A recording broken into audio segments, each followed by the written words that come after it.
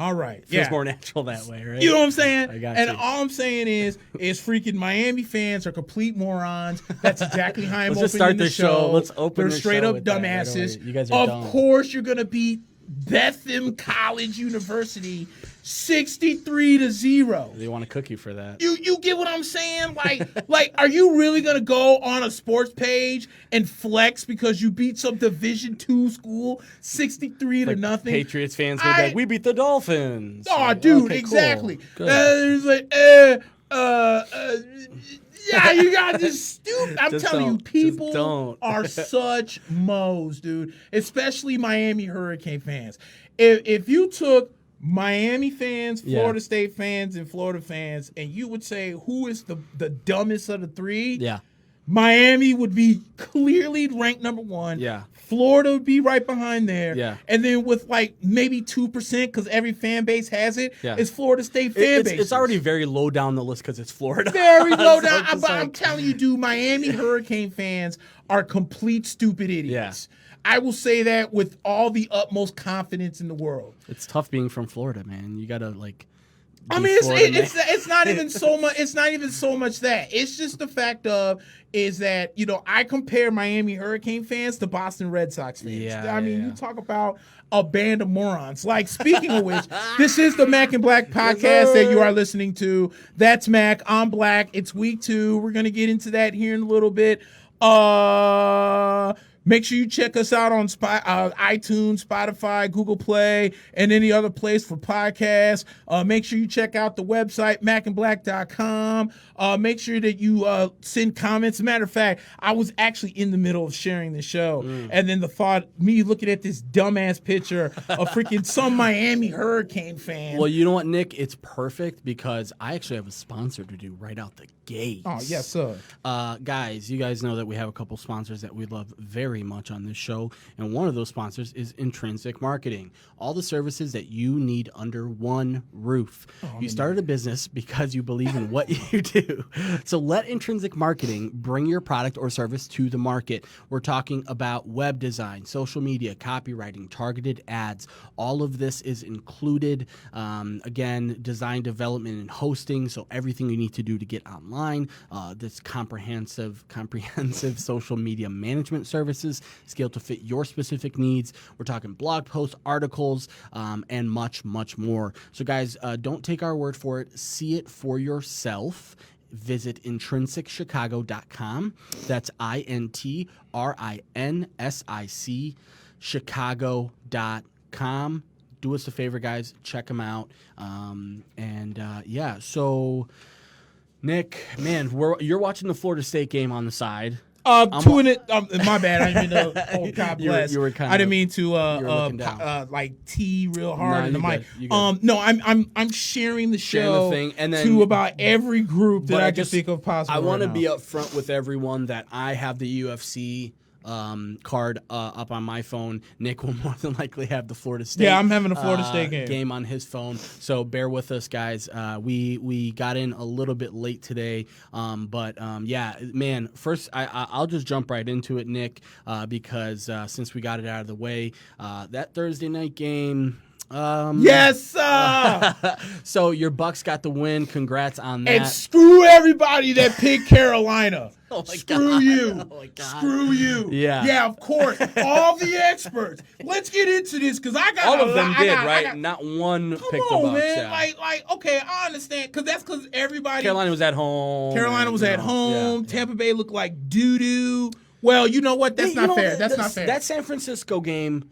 Okay, San Francisco, they had a couple touchdowns called back early. Do you remember that? The first drive, they had a Kittle touchdown called back. Yes. Then they had a second Kittle touchdown called back. Yep. And then they had weird penalties, and the game never really got into a flow because I was watching on Red Zone. That was one of the main Red Zone games that they were showing because both teams kept jumping into enemy territory. And kept getting touchdowns called back for holding. Yeah, but I thought San Francisco's defense was damn good. They're really good. Man, we talked about it before the season. Their front seven is really good, and I thought they played really well. I thought, for the most part, I thought the Bucks did an okay job. Yeah. But that was just another thing that we had talked about this Thursday night game was, can the Bucks adjust quickly, right? We know that this is a new regime, new coaching staff, new schemes, typically on both sides. Right. So we thought it would be a little bit slower, but man, this Thursday night game, obviously there was that rain delay. It was kind of weird, and then next thing you know, when they get back, a lot of people were thinking, they're not going to pass the ball anymore. It's wet, it's this, it's that, and both teams came out and were slinging the ball. Yeah. And Tampa Bay, dude, give them credit, man. That defense was good. And that's kind of where I want to go, because I think a lot of people had a lot of focus on, the Cam Newton looked really bad. I'm not saying he didn't. Yeah. I'm just saying Tampa Bay's defense deserves to get more credit than it did. Mm-hmm. Let's stop acting like this is the Mike Smith Tampa Bay defense. Right. This is the Todd Bowles aggressive, whatever you want to call defense. Yeah. Now the secondary is young. They're going to go through some woes. Mm-hmm. Vernon Hargreaves got beat a couple of times, but Vernon Hargreaves also made a couple of good plays. Plus, he made the game-saving tackle against. And last week he had a pick six against San Francisco. And he actually last year had a really good game in that game against New Orleans before he had to miss the season with the shoulder injury. So I think the guy that a lot of people question in the secondary on this defense, Vernon Hargreaves, has really been trying to hold his own. Yeah. With that being said, Shaq Barrett had 3 sacks. That left tackle for Carolina, man, he was good. That answer. Shaq Barrett is good. He had no answer for Shaq Barrett. And then just Cam Newton did look bad. Like, there was a lot of open passes that he missed. He threw behind Curtis Samuel. I don't know how many times. He threw behind almost every single throw he threw. Exactly. There was completions he made that were bad throws. Yes.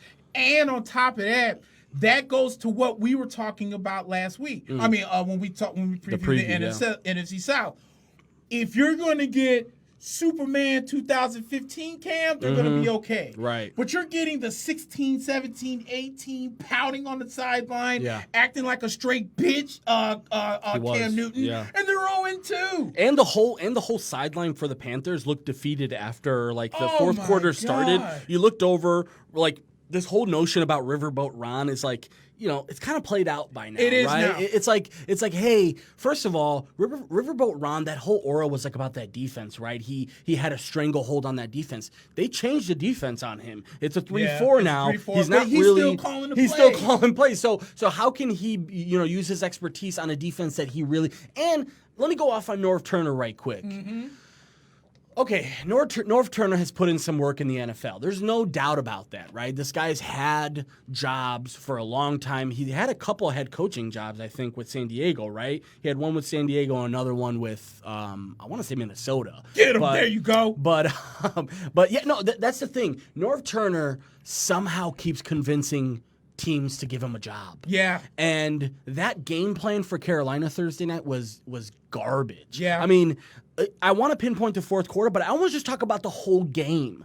The way that he refused to get Christian McCaffrey involved, all of the routes that they were first of all, I want to talk about specific things, and I'm sure you probably noticed this because you were watching your defense play, but every single drive, they would come out in the same formation. Did you notice that? Yes. They were coming out in that 2 people in the back, tight end and Christian McCaffrey next to Cam Newton with another tight end and 2 receivers, and then they were sending the tight end back to basically regular alignment, and they were running a play action pretty much every single first down. Right. And they ran the rock once doing that play. But keep in mind, we're talking every single drive they're starting with the same play. So Tampa Bay, I think, just got better. And Todd Bowles was under if Norv Turner wanted to play chess that game, Todd Bowles was ready to play chess with him because again, we talked about it before the show. You guys lost your best defender. A lot of people think. I mean, Levante David's probably your best defender, right? But Devin White, who, again, a lot of people were excited about. He had a pretty good debut, had a knee injury early in the first quarter. Yep. Next thing you know, you're thinking, okay, man. And Tampa Bay's offense wasn't doing too hot the first couple of drives. No, it wasn't. Next thing you know, you see Jameis getting a little bit more in rhythm. You see that the Bucs defense getting a little bit more in rhythm. And Norv Turner has 0 adjustments to do for it. Yeah, and I think that's where other credit. Now, I know that Bucks fans hate on Jason Light a lot of it because a lot of the picks he made, obviously the trade up for Roberto Aguayo. Oh yeah, my really God. didn't work out. It was a second rounder, right? It was a second rounder, and a lot of that stuff that happened. I think the signing of Ndamukong Suh is paying a lot of dividends. The Carolina Panthers are going to experience, and it did experience in this game, what the Bucks fans have been so frustrated about with Gerald McCoy. Mm-hmm. Gerald McCoy, is he a beast in the middle? Yes. Look at that touchdown drive that Peyton Barber scored on. Mm-hmm. 3 of those plays went dead up the middle. Who's dead up the middle out 3 of those plays? Gerald McCoy. He gives up sometimes on run plays. Right. Yeah. That's the same thing that killed him in Tampa Bay. And Gerald McCoy gave him a gift when he got that 15-yard penalty, knowing good goddamn well that Ryan Jansen gets in people's heads, and he bit the bullet, gave him a 15-yard penalty, a fresh set of downs, and Tampa Bay ran the ball down their throats. Yeah. Here's what I expect from Tampa Bay next week. I expect they play the Giants, and we know the Giants suck. So I expect a lot of running plays. I don't know if Ronald Jones got hurt or if they just stuck with Peyton Barber because he was playing so well. Whatever the case Barber is. looked really good. He did. Really because in week 1, it was Ronald Jones' show. Yeah. Last week, it was Peyton Barber's show. Yeah. So now. And Ogunbowale's the passing down back is not so bad, too. He's kind of the passing down back, and when you get him in open space, he kind of is like, and Bucks fans will remember this name, who Charles Sims was. Oh, yeah. When he was in Tampa Bay, where he was kind of the passing down back. But when he got in open space for screens, look out. If he got 2 blocks, he was gone. Right. I expect a lot of running. I expect a lot of running against New York. But the thing is that this Tampa team is different. The important thing we're not talking about is that Jameis did not turn the ball over. Yeah. The entire Bucs offense didn't turn the ball over. Yep. O.J. Howard isn't fumbling in the red zone. He's not dropping passes that led to interceptions. Jameis got a gift when Luke Kuechly dropped that interception. Yep. But where does the growth come in? He doesn't make the same mistake again. Yep. Because I think in that same drive, it's 2nd and 5, Jameis forces the ball somewhere. Right. New Jameis sees he's got 7 yards and finally runs it and get a fresh set of downs. Yeah, he needs that. That's what you like to see. And Bashard Perryman can kiss my ass because Jameis threw him a perfect pass. I know, yeah. And it went right through it. What are you looking at? Yeah. Bashard Perryman, it's like the Buccaneers version of Ted Ginn. Yeah. And let me say this, Ridiculous. Godwin looks amazing. Yes. He looks like a number 1 receiver, to be quite honest. Yes. But I'm surprised they didn't force the issue with Mike Evans a little bit more. Carolina is not that good in the secondary. No. And they are good against the run in the secondary, but against the pass, here's the thing about the Bucs. They had like that 20-yard play on the first drive. They had a couple of long runs, a couple of long Godwin catches, that long Mike Evans catch that happened, and that's what they want to do. So they were in their rhythm. Like Tampa was in their rhythm. By the time the halftime hit, they were like, "Oh, we're in this game, and we're we have a chance." And next thing you know, again, Todd Bowles, man, I think he deserves a lot of credit for that win because he game planned really well. Carolina was really not prepared to face this big front. Like Vea looked so good because of Suh. Like Suh and Vea is, I like that you put it a couple weeks ago. Aaron Donald was Aaron Donald and everybody loved him. But when Aaron Donald took that next step, it was when they brought Suh in to eat space up. And the Rams love those guys. They love guys that eat space next to Donald. Yep. And I think Bowles, and we talked about it before the show, I don't think he didn't get a fair shake in with the Jets, but can you imagine what the Jets would have looked like without that defense now? Yeah. I mean, they won 9 games and 6 games in a couple of seasons that he was head coach. I mean, they probably wouldn't have won 2 games if it wasn't for that defense. So, credit to Tampa Bay, but this is what we talked about in our preview with Carolina. you said it with Cam Newton, and I also said it. It's like, listen, once you shut down Christian McCaffrey, what do you have? Right. What do you have with this offense? Yep. Do you have, like, he's going to go to Olsen. We get it. He's going to, I have DJ Moore in fantasy. DJ Moore had a pretty damn good game. Yeah, especially going against Hargraves. Against Hargraves, but he didn't get into the end zone. And in the, let's wrap up on that fourth down play call, Nick. Yeah. Where you only need a yard. You have, Christian McCaffrey. I get it. He's a small guy. You don't want to run him. But you got Cam Newton, and you only need a yard, right? Why overcomplicate it with this direct snap to McCaffrey? And then also, the Bucs have been doing so well tackling throughout the whole game. They did. That you want to now challenge them to tackle you on fourth down. That didn't make sense to me, and that just proves that Norv Turner's a little bit. He's a couple years behind right now on his philosophy. I'm glad you mentioned that because I think that's what it came down to. Yeah. You're looking at the past Mike Smith Bucs. Yeah. If that was the Mike Smith Bucs, Christian You McCaffrey might have got would have that walked touchdown. into the end zone Yeah. because they all would have bit on the reverse. Mm-hmm. But on the Todd Bowles, see, here's where I'm going to tell you why Bruce Arians is a genius, and I just thought about this. Mm-hmm. I thought about it yesterday when I was at work, Yeah. and I just thought about this now. The Bucs called back-to-back timeouts, which you can't do. Yeah. Mike Pereira, and I'm going to get on Mike Pereira's ass in a minute. Mike Pereira said in that game that usually when if a team calls the timeout twice, the first thing you're supposed to do is usually ignore it. But if you honor it, you have to penalize them. Well, by penalizing Tampa Bay for calling back-to-back timeouts, they essentially got a free timeout because now they can make adjustments, they can reset. Yeah, I was wondering they can about do all that. of that. You see what I'm saying? Yeah. So it's like, okay, they're now half distance to the goal, and 2 yards is not, getting a half yard from the to get to first down is a lot easier than 2 yards. But Tampa now is able to adjust. Right. So now where they were in a whole lot of trouble because they weren't set up There wasn't enough time. It was a timing issue. You now basically gave them a free life. Now you gave them a free. You let them call the timeout. Then you went ahead and talked about the penalty. Then you gave them the penalty. That's the 30 seconds the Buccaneers needed. That's what they needed, yeah. So to have Bruce Arians run down the way and say, hey, timeout, knowing good goddamn well you can't call it. Gave him a lifeline. And gave him a lifeline. So now the Bucs are set up. Yeah. Now somewhere Todd Bowles is telling Vernon Hargraves, don't bite. Right. You stay on Christian. Wherever he go, you go. And Vernon listened, and he made the play. Yeah. But here's my issue, especially when it came to Tampa, when it came to the referees. Yeah. Mike Pereira could kiss my ass if he honestly thought that play that they called pass interference was pass. He was It terrible. was not pass It interference. wasn't, no. It wasn't even close. Yeah, and we talked about this. The challenge is now, it's not just like, yeah, that was kind of pass interference. It has to be painfully obvious. Right. And it wasn't obvious at all that was a And pass let me say interference. this too. I was hating on the fact of them calling this pass interference nonsense, but now here's where I'm going to kind of soften my stance. Right. Because I think now that I've seen it in action, I saw it in the Bears game last week. I saw it in the Tampa game last week, and they happened in the Tampa game again this week, and happened in a few other games.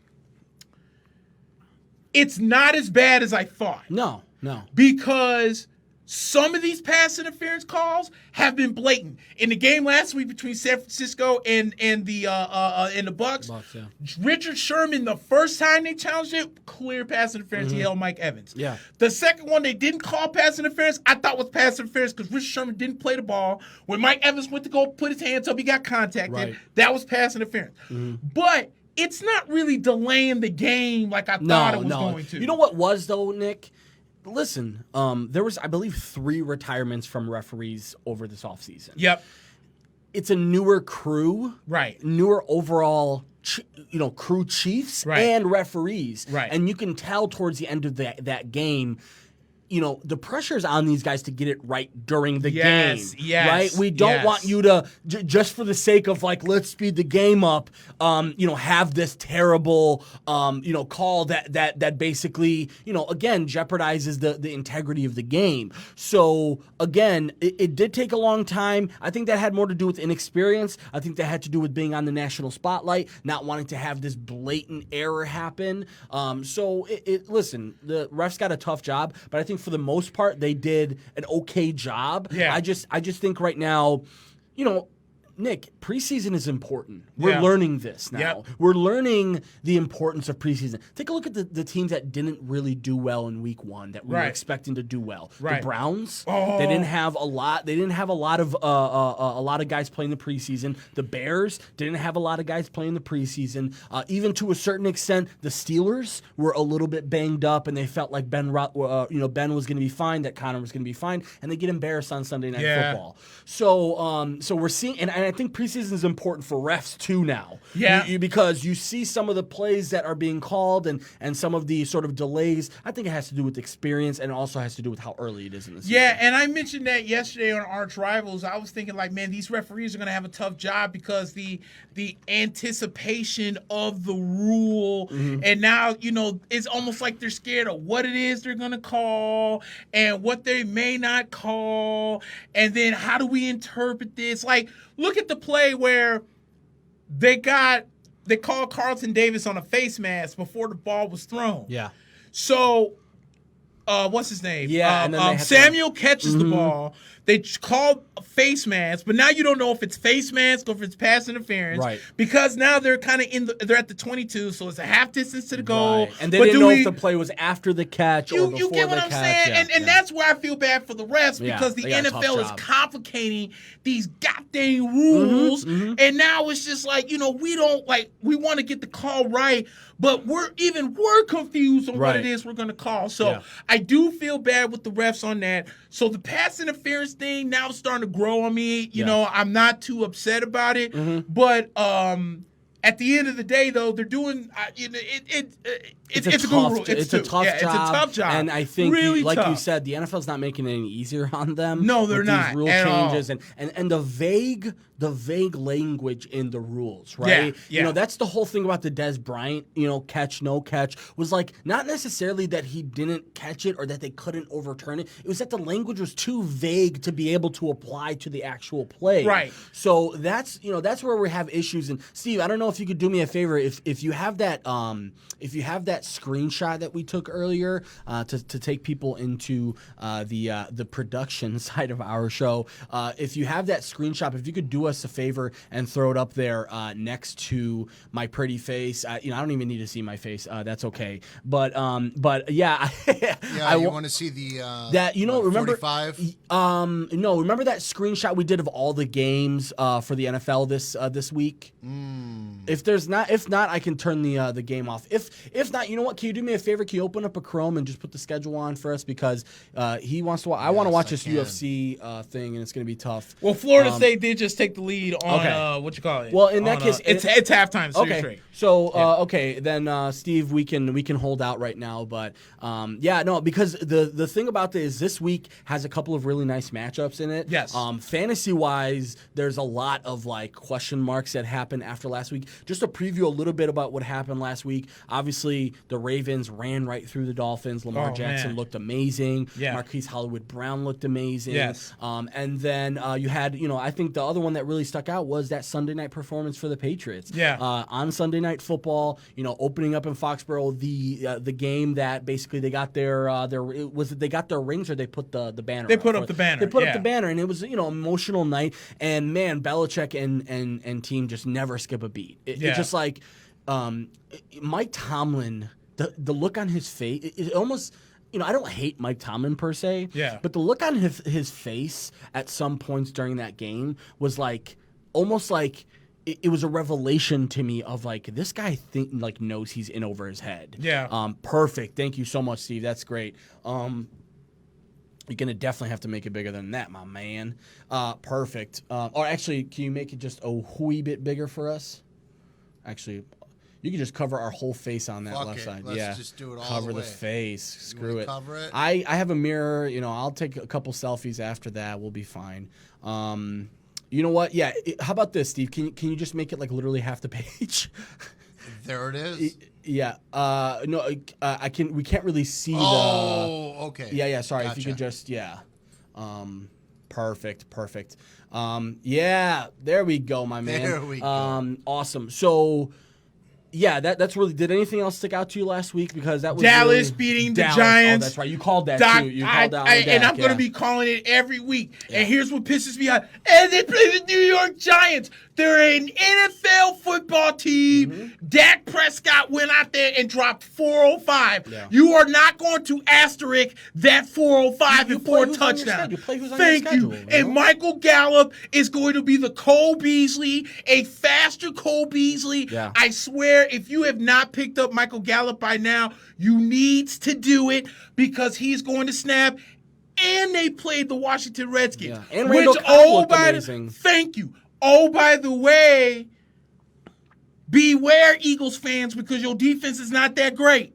No. How do you give up 380 at home to Case Keenum? I know. And they were losing for the majority of that game. I Thank mean, you. It basically took them to the third quarter to really regain. Because here's the thing. It seems like Washington every year, we talk about how much we both hate Jay Gruden and how I think what they do is they trick the fans and the ownership by having like big weeks the first like 3 or 4 weeks. Right. Win, lose, or draw. It seems like they always have a big offensive week those first couple of weeks. Right. And then they just sort of dwindle down towards the end of the season. Yes. And, you know, listen, Case Keenum, is that sustainable? I mean, did you see like that? It was like a 70-yard one to Vernon Davis, who's like basically a grandfather by now. Who jumped over two Jumped over defenders two and then all of a guys, sudden yeah. it's freely in the end zone? Yeah, Really? and they play the Falcons on Sunday Night Football this week, which we'll talk about. But that's a tough matchup for them because the Falcons Really need tough. to win big right now. They so, do.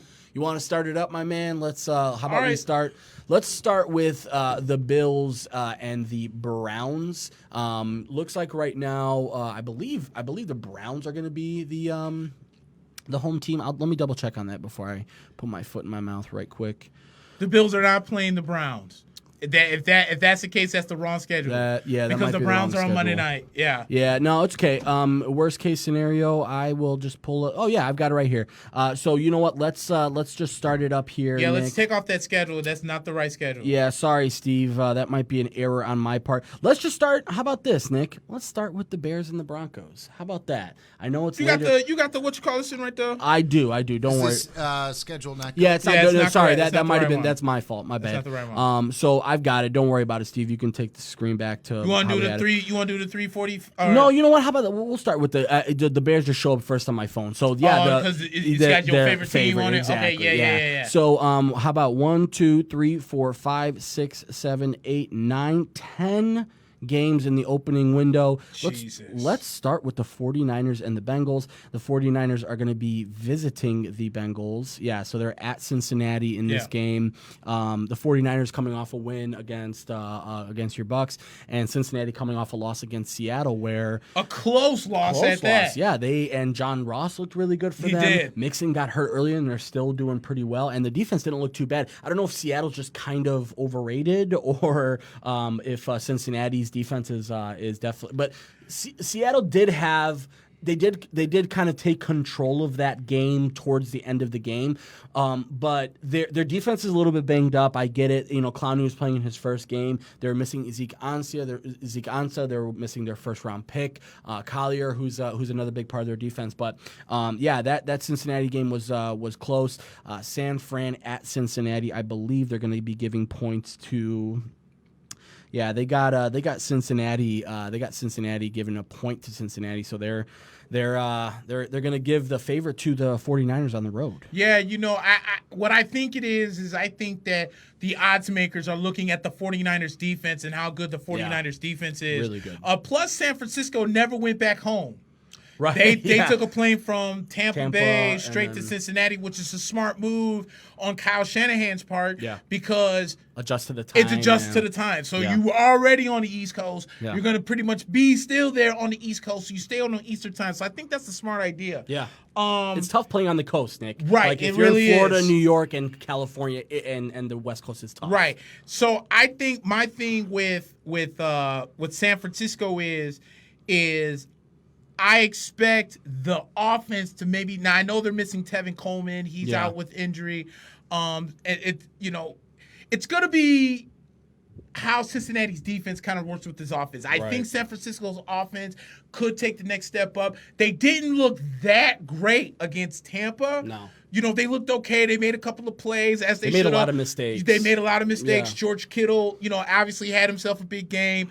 Ricky James Jr. had himself a touchdown. I think the rushing touchdown was because they just wore down Tampa's defense in that drive.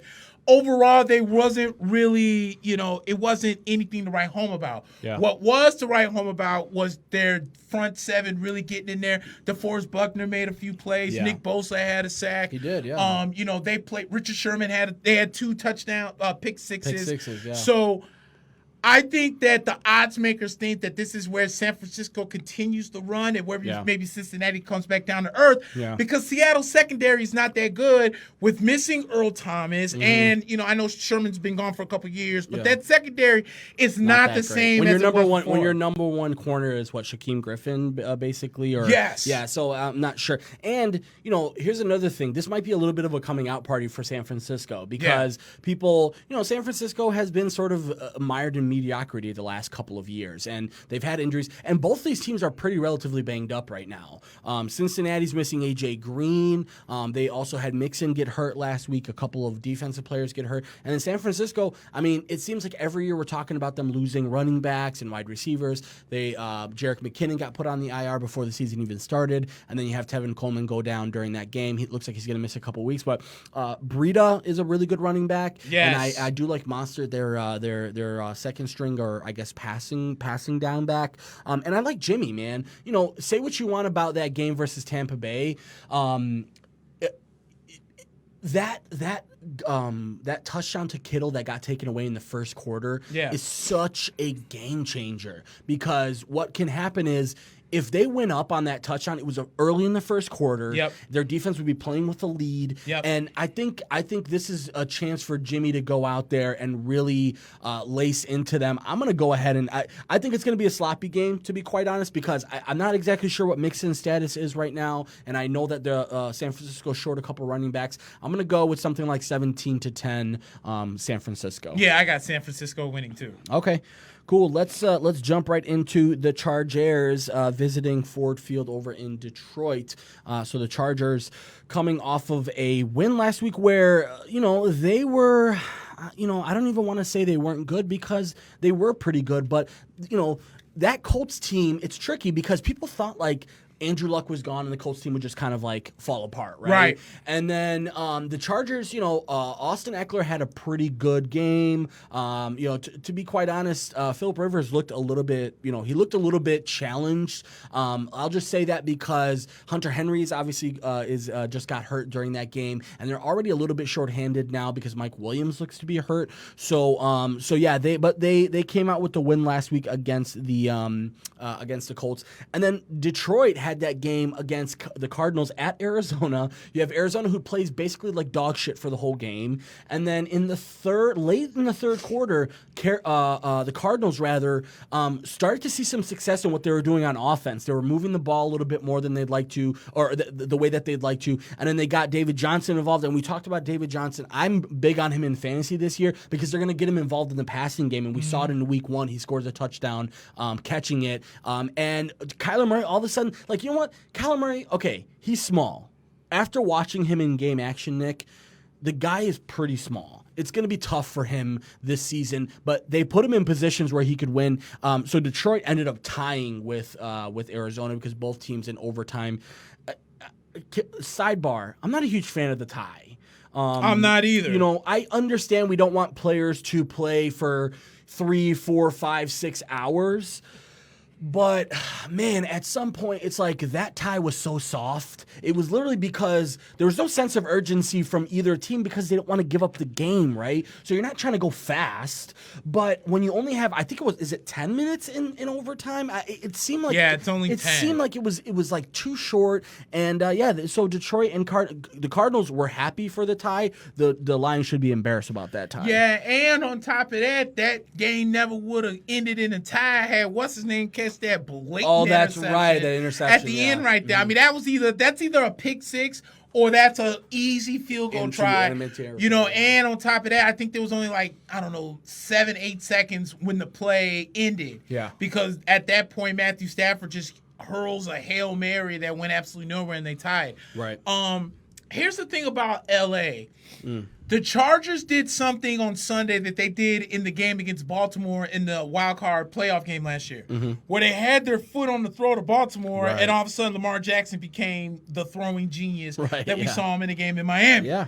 They did the same thing on Sunday where they were dominating Indianapolis, and all of a sudden Jacoby Brissett is finding T.Y. Hilton wide open. And Marlon Mack goes off on them, and he went off. He had 171 yards and a touchdown. Yeah. So my thing with LA is if LA cannot finish games not to a point to where, if you're better and you had maybe the under in the LA game and all of a sudden it's the over because they can't defend anybody, or if you had the Chargers winning and now all of a sudden they put a scare into you because they let the Indianapolis come back at home nonetheless and almost beat you. The Chargers going to have to tighten up the screws because I think the AFC West right now, with the way Oakland played and the way Kansas City played, you can't afford that. Even to a certain extent, Denver didn't look that bad. We're going to get into that because I feel the same way. Right. I don't think they looked as bad. I thought Oakland got a few gifts in that game, and we'll get into that. They look like a team with a new coach. Let's just put it that way. Bingo. Okay? Yeah. And not to go off script too hard, but how about let's talk about that blatant face mask that was missed on Joe Flacco. Yeah. That's tough. It's that's another thing. It's like when you muddy the rules, like, okay, you want to challenge pass interference? Why can't we challenge face mask now? Why can't we challenge? These are legitimate momentum shifting plays that could decide the game, and they missed. That was a pretty blatant one, and the worst part is it took away momentum from the Broncos. It really did, because if they. First of all, it's not like Joe Flacco's the same size as Kyler Murray. No. How do you not miss a 6'5" quarterback get his helmet twisted in the middle of the goddamn field? There are 3 referees, and the most protected person on the field is the QB. Yeah. You're telling me 3 to 4 referees didn't see Joe Flacco get his snapped, I mean, the man twisted the face mask. Right. There's no way that got missed. No, but it did somehow. And then Joe Flacco didn't get any help when what's his name, Cortland Sutherland, and it was Deshaun Hamilton, because I had I had him in fantasy, and I was so close to a comeback, and he dropped a freaking touchdown. Wide open Oh my God, you just reminded me. It made me so mad right now. Oh my God. That's the what Chargers I'm saying. Oakland definitely. But that's not taking away from how good Oakland's defense really was. No, they did. And they ran the ball really well. Josh Oakland Jacobs looks amazing. Really looks good. Amazing, So that's what I'm saying. The AFC West is kind of tight. So if LA doesn't tighten that up, however,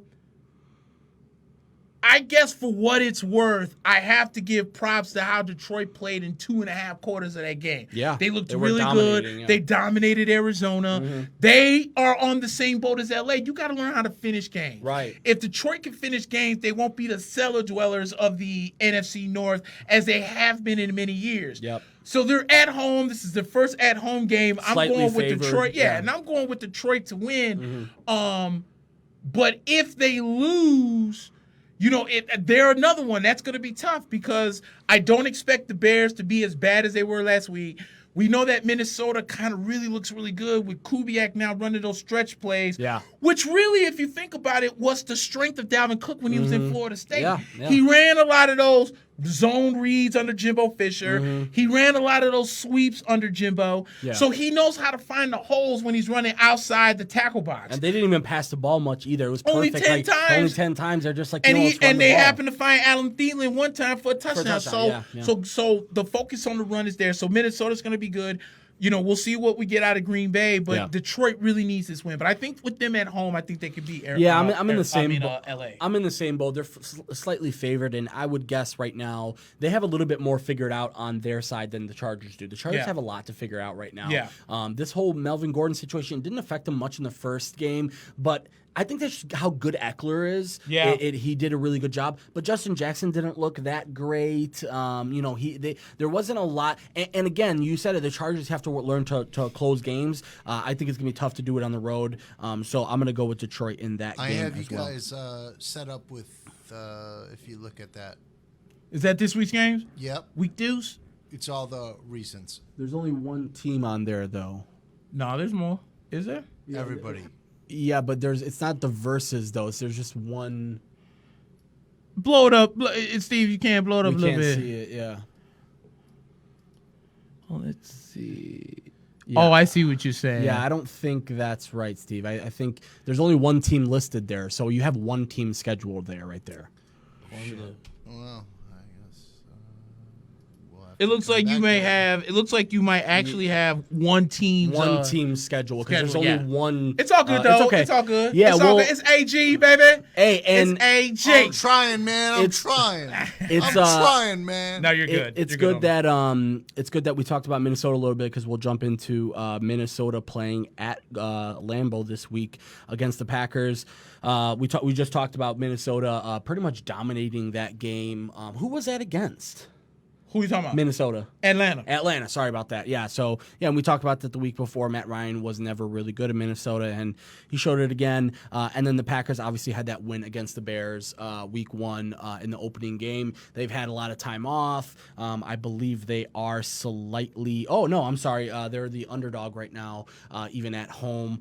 Man, I'm torn on this game because I feel like Minnesota showed a lot more than the Packers did in week 1. I think the Packers took the game, but I don't think they showed as much dominance as Minnesota showed it in that Atlanta game. And I don't think Atlanta is that big of a slouch defensively. Like, they didn't lose. They're not shorthanded right now.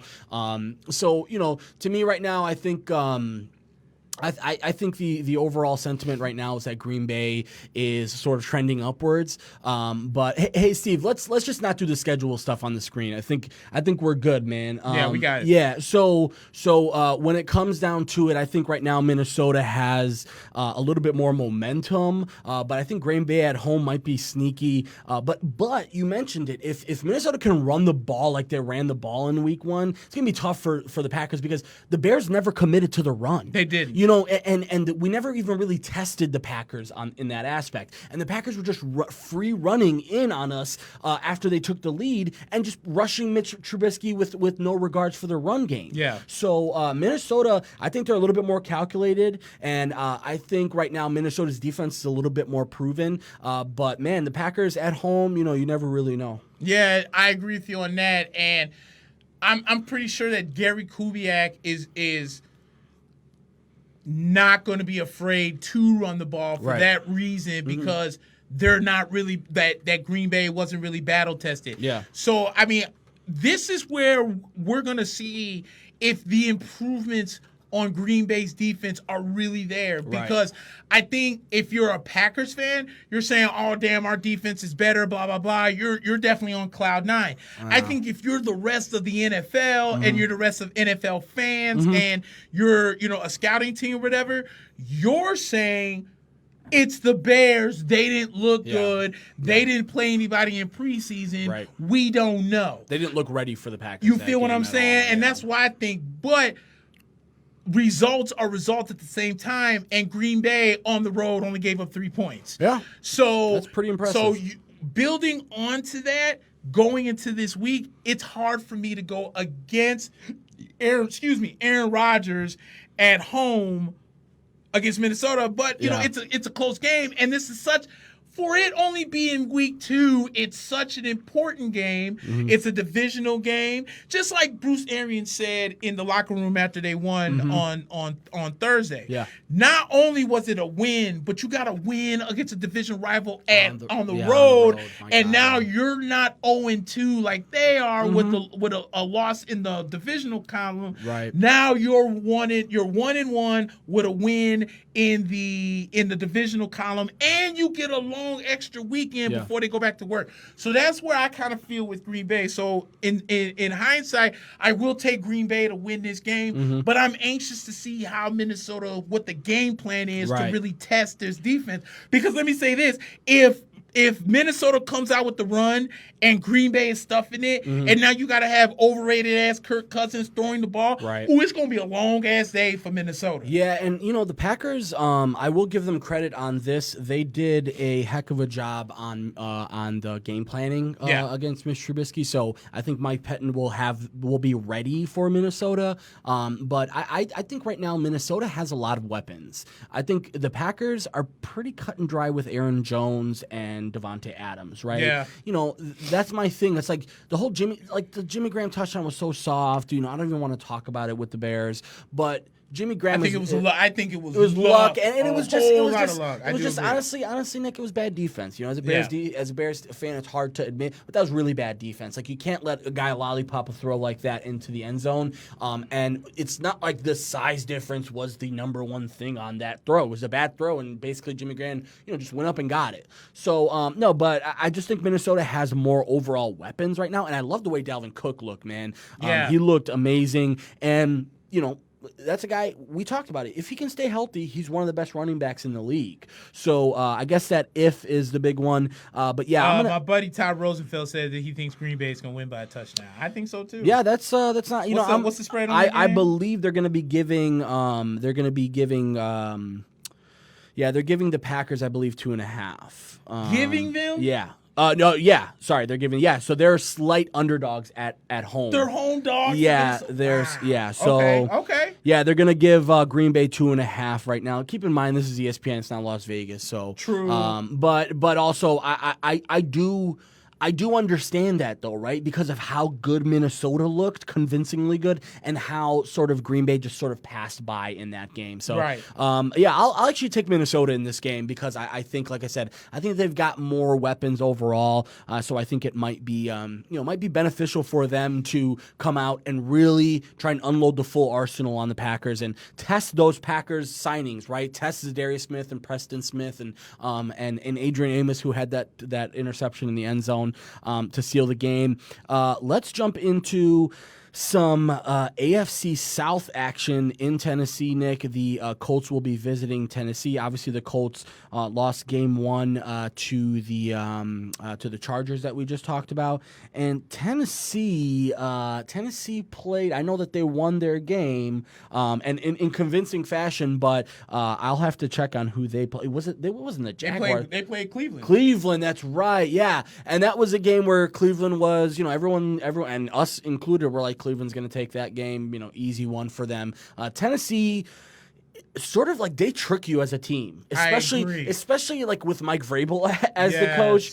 They trick you with these. They lull you into these modes where you're like, Tennessee might be okay, and then next thing you know, they don't show up one game, right? So Derrick Henry had a really big first game. To be quite honest, Mariota didn't have his stats looked a lot better than I think he actually was. I think it was 248 for 3 touchdowns. Right, pretty good stat line, but that was another one of the games that was constantly on red zone, and I was watching a lot of that one, and honestly, Cleveland just looked really bad. Yeah, dude, and let me say this too. You know who else is sneaky is Derrick Henry. Yeah, because he'll lull you into it too. This man is flipping huge. Yeah, but at the same time, we gotta here's the thing. LeGarrette Blount was the same way. Yep. Especially when he came on. Remember, he was cut by the aforementioned Tennessee Titans. Then he made his name in Tampa Bay. And then when Schiano brought his stupid dumb ass up in there, he kind of ruined everything. Yeah. But they had amazing seasons with New England and Philadelphia. Yeah. And did what he could with Detroit. Detroit, yeah. But Derrick Henry kind of reminds me of that because you're like, oh man, this man is big. When he was in college, he's going against these smaller guys. Can he stay healthy? Can he stay healthy? Yeah. And he's kind of been the one glue. You know, they got rid of DeMarco Murray, who was coming off 1,000-yard season. A 1,000-yard season. I almost messed up and said that when he did the rushing thing, but he went to Philly after that. Philly, yeah, right. So he ends up leaving Philly to go to Tennessee. And then here comes Derrick Henry, and now Derrick Henry's the reason why DeMarco's not there. So they have so much faith in this kid, and he's always proven himself. And they didn't use Deion Lewis that much either, so they really, you could see that they see him as a bell cow. Exactly. You know? So I think in this game, though, my question is going to be, because I kind of agree with Todd, I'm leaning towards Indianapolis winning this game, because the heart of the Colts are there. Even without Andrew Luck, they didn't quit. They're well coached. They're well coached. Yeah. Frank Wright is a good damn coach. Yeah, he is. And at the end of the day, they didn't quit on LA. They didn't come out with the win. But if you were going to give FW efforts, the Colts got one coming. Yeah, certainly. Tennessee, in my opinion, I think is fool's gold, because I think with Tennessee, they won because Cleveland was so bad. Yeah. Like, for whatever reason. And here's another thing about them, too. With Cleveland, they didn't look good in the preseason, especially in the dress rehearsal game. There were a lot of people that, even though they were like, with Tampa, their defense, blah, blah, blah, this and that. But a lot of people were concerned with Baker Mayfield because he didn't look good as much as Jameis didn't look good. Terrible decision making. And here we are 2 weeks after the fact, and he still looks like that guy in the third game. In Cleveland, Baker's going to take them as far as they can. You have the weapons. There's now no excuse. So I think that Tennessee rode on the fact that Cleveland imploded and wasn't so good. Yeah. But I'm going to take Indianapolis on the road because I think, and Todd agrees with me with the Indianapolis point, I think the heart is going to translate into a W in this game, and I think Tennessee comes back down to earth. Yeah, I would probably agree with that overall, but by the way, Tennessee is a slight favorite at home. Right. I would say here's my thing about Tennessee. Right, they lull you into these sort of zones where you think that they're a competent NFL team, but usually it happens like multiple weeks, right? Remember last year they had they strung together 3 or 4 weeks where you're like they might be like a legitimate team out of the AFC. Right. Now, then they came back down to earth, but that wasn't before like Derrick Henry had big games, their defense had big games. Right. This is a big deal for both of these franchises, right? Tennessee really wants to start off 2-0, obviously, especially Houston taking the loss last week on Monday night really helps them out because now it's basically the Jaguars lost their first game. Yep. So right now they're in first place. They basically have a chance to be 2 games ahead of everyone in the division right now. And on top of that, I think this week they got the Colts. Next week they're Thursday night against Jacksonville. Right? So you got back-to-back divisional games. This is a big 2 weeks. And if my memory serves me correctly, I think we talked about them as having that like 5-week stretch where they only played within their division late in the season. Yep. So you know what? I was trying to beat around the bush a little bit because I'm a little bit on the fence about this one. I'm gonna go with the Titans. I think they're gonna go with back-to-back weeks with really strong performances. But man, I can't say enough about the Colts and Frank Reich, and just imagine if Josh McDaniels stayed put a couple years ago instead of it jumping ship. That might have been the biggest blessing that team has ever seen. So I agree. Let's move on to the defending champs, New England, with some AFC South action. AFC East. We just came out of AFC South. AFC East action. New England is visiting one of the most atrocious teams I think I've ever seen in football. That Week 1 performance Miami put on was terrible. Baltimore looked good. Okay, let's give credit to Baltimore. Lamar Jackson looked good. Mark Ingram ran the ball really hard. Marquise Brown had a couple of really big, but man, the Dolphins are really bad. And apparently players were like, requesting trades after the game, and it's some Madden shit right now. So our buddy Tommy O'Connor goes, I don't even know what it's like to hope a team wins. My Pats look okay. Thanks, McDaniel. No, but here's the thing about McDaniels and pretty much every Belichick assistant, right? Belichick's assistants are geniuses when they're in Foxborough, and then they leave Foxborough and somehow come back down to earth. Yeah. So, that might have been the biggest blessing for McDaniels himself, too, to stay in New England, be able to stay with Tom Brady and Bill Belichick. But yeah, no, I think it's a lock. I think pretty much. You know what the funny thing is too? The whole, Miami plays New England tough in Miami. No. Bro, it's hard to say that after what happened last week, and a lot of people have said, it's hard to say when an NFL team is quote unquote tanking, because that's not usually a term that's used in the NFL. Yeah, but they're pretty clear. But here's my thing with this is how you know that they're going down that road. Is Ryan Fitzpatrick really that better of a quarterback than Josh Rosen, who you just traded for? No.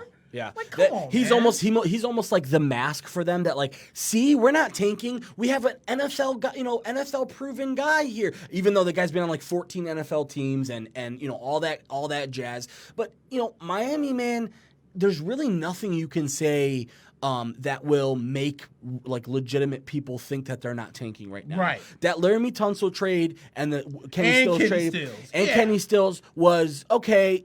I get it. You're valuing these draft picks, but if you think that that's not tanking, then I think we have different definitions of tanking. I don't even think there's really much to talk about in this game. No, I think New England is a vastly superior team. I think that team looked amazing against the Steelers. I did too. And I don't think the Steelers are that bad either. I think they just really took a whooping from one of the best teams in the league. And New England, they've got some.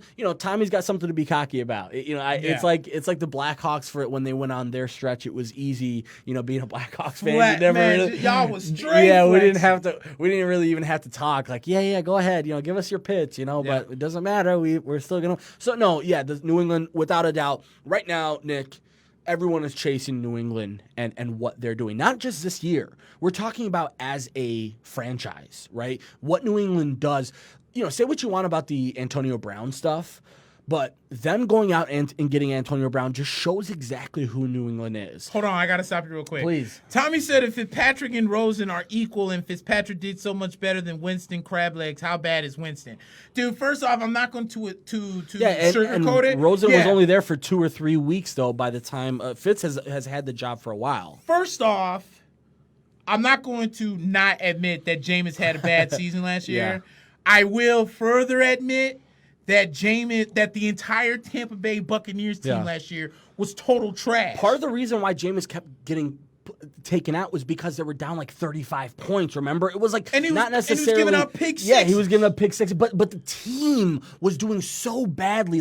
You know how it is when you're down 35, you put in your backup, right, and then you get to see your backup a little bit more. And Fitzpatrick's slinging it around, and you're like, you know what, we'll throw this guy in next week. Yeah. So to me, I don't think Fitzpatrick is that much better than Rosen. I just think Rosen got there late into the program because they had signed Fitzpatrick and they planned for him to be the guy because they traded Tannehill, let Tannehill go to Tennessee. So, to me right now, again, the Patriots are. And let me say this, and I promise this, since Jameis had a error-free game, I'm not scouting Justin Herbert this week. If he comes out against the Giants next week and he plays like ass, Justin Herbert is back on the scout list. Herbert is legit, man. This man is 6'6", 240. He's legit, man. Come on, man. Yeah, and he's got the tools. Did Tommy give us another one?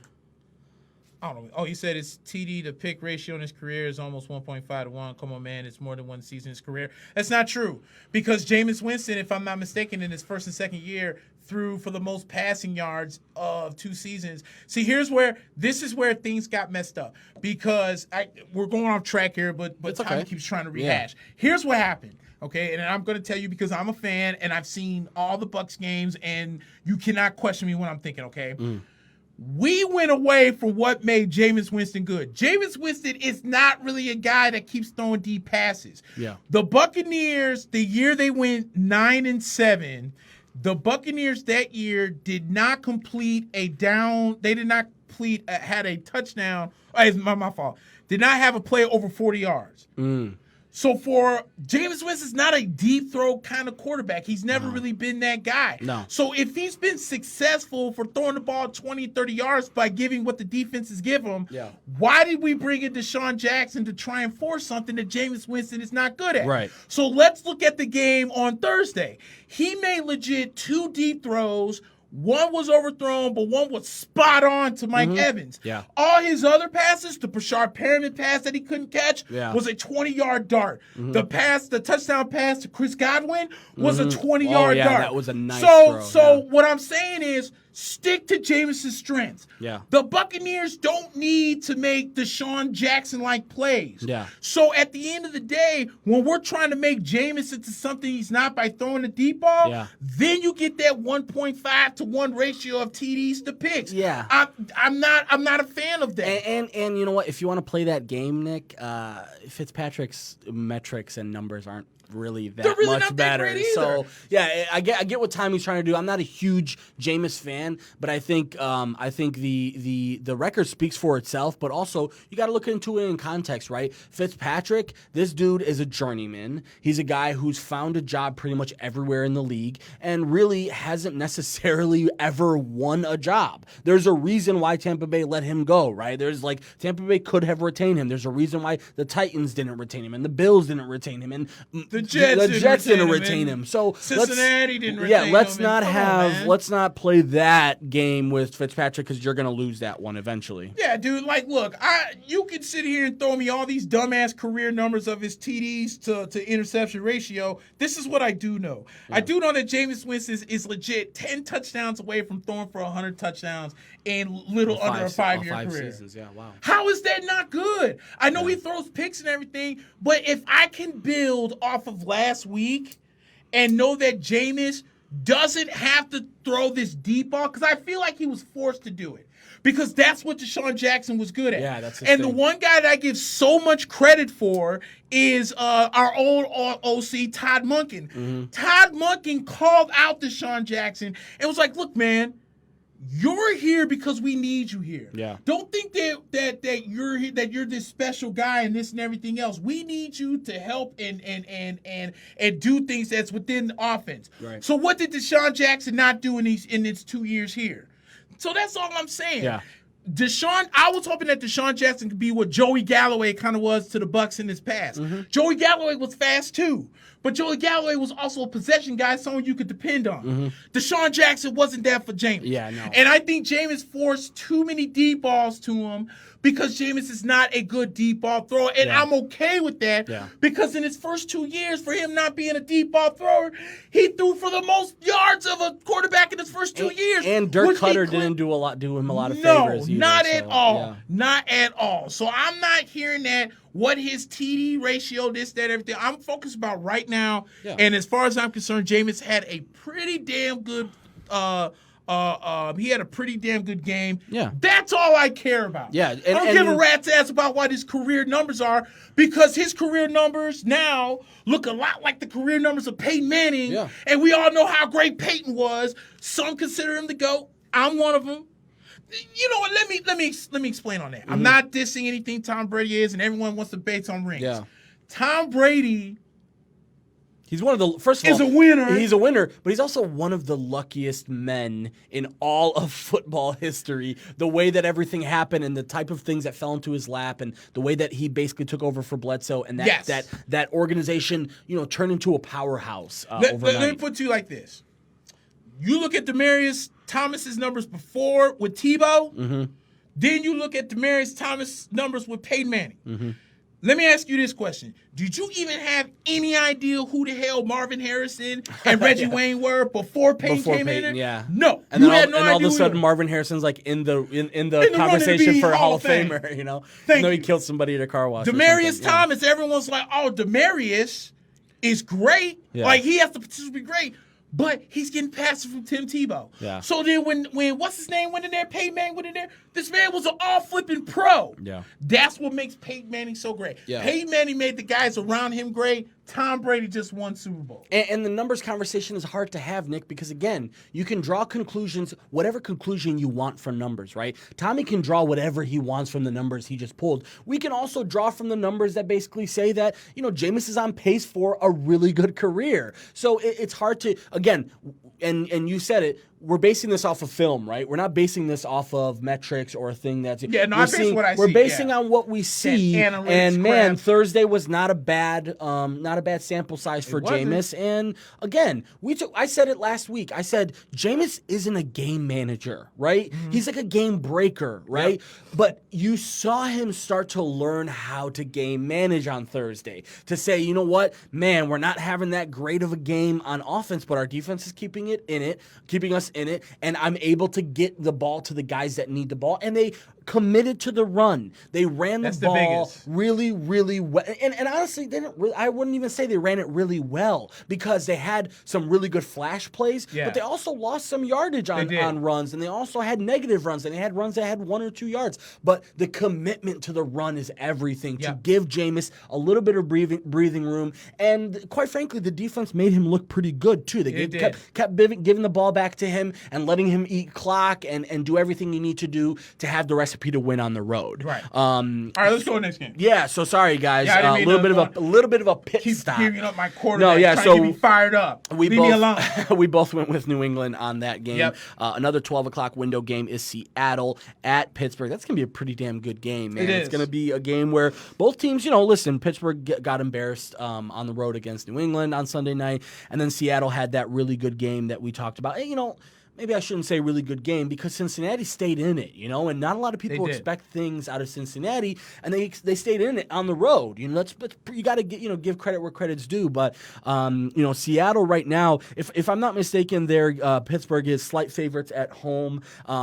Seattle right now has to find a little bit of an identity on defense, right? Like, they did an okay enough job of stopping the run on against Cincinnati, but Cincinnati lost Joe Mixon early in the game, so you don't really know how much they were tested in that game. And plus, Seattle, man, we talked about it during our previews.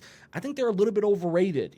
I think right now the allure of Russell Wilson sort of tricks people into thinking that Seattle is this game breaker or this, really, really, tough team. To me, man, that defense, the years that Russell was really good, that defense was really, really good too.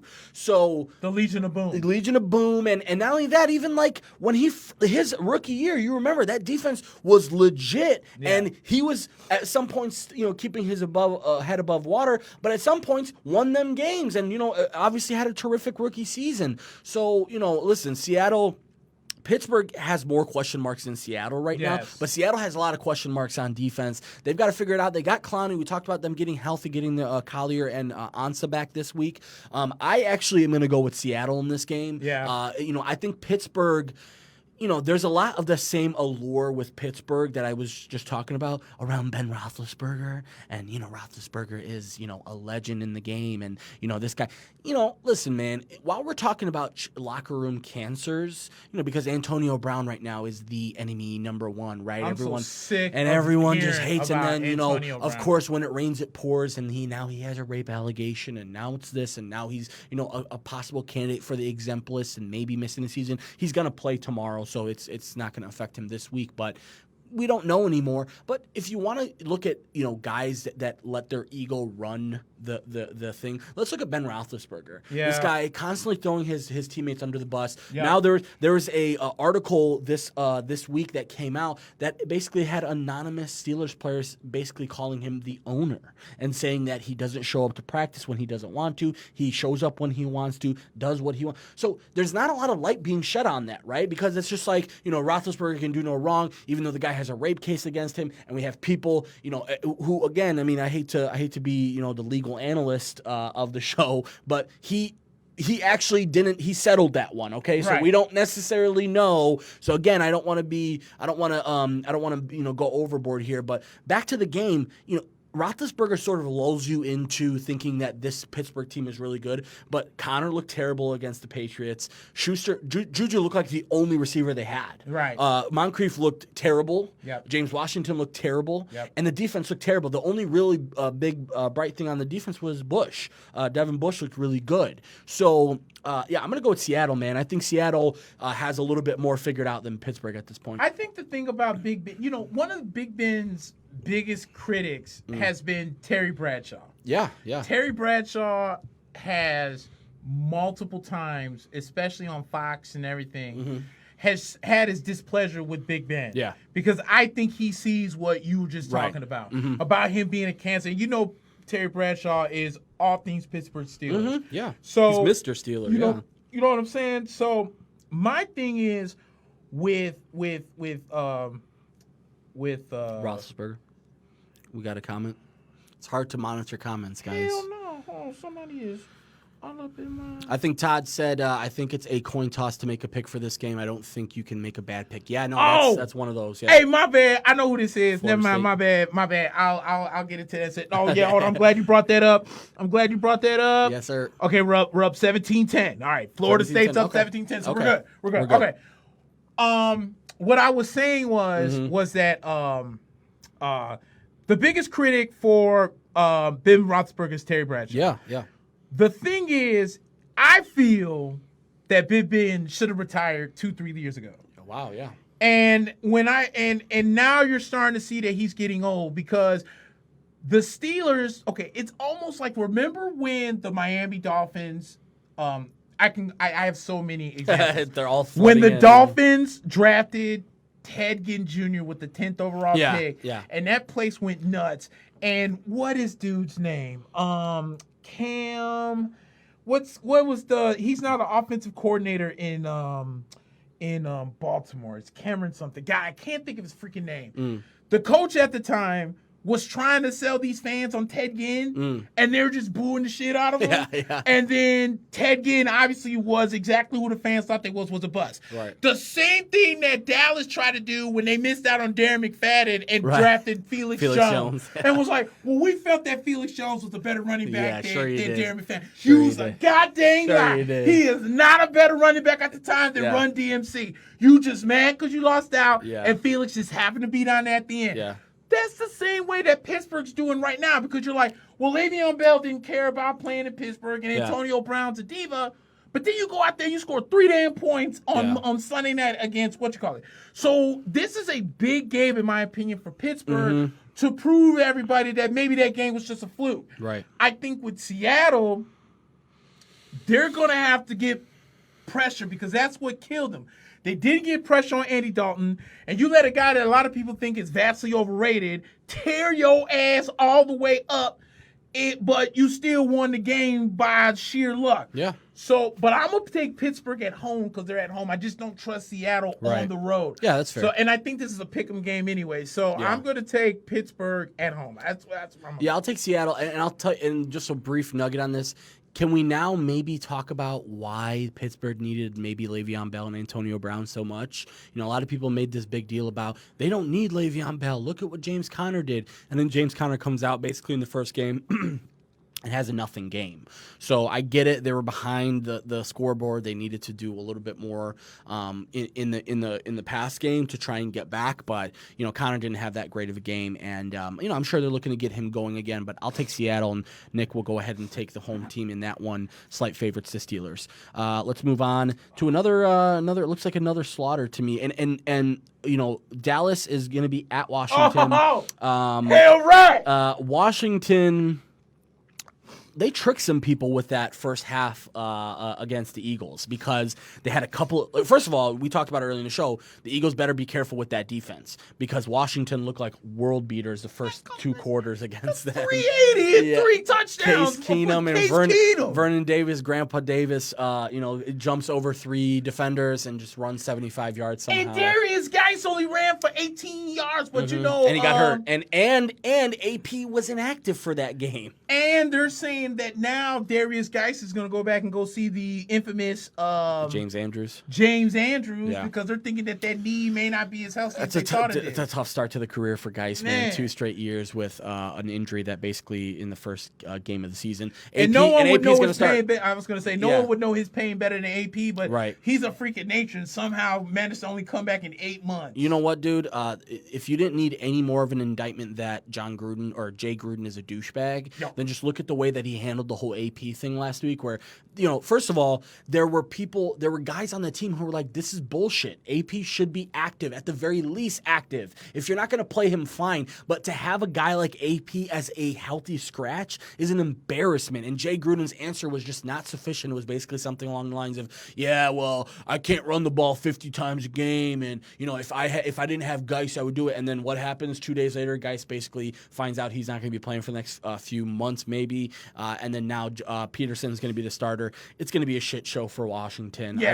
I think the Cowboys are for real. I think the Giants didn't have that bad of a start against the Cowboys, and not even that. I mean, even towards the end of the game, they were trying to keep things close, but by then they'd already cracked it wide open. I mean, the Ezekiel Elliott didn't really even have to get involved last week. He did not, because Dak was just slinging the ball.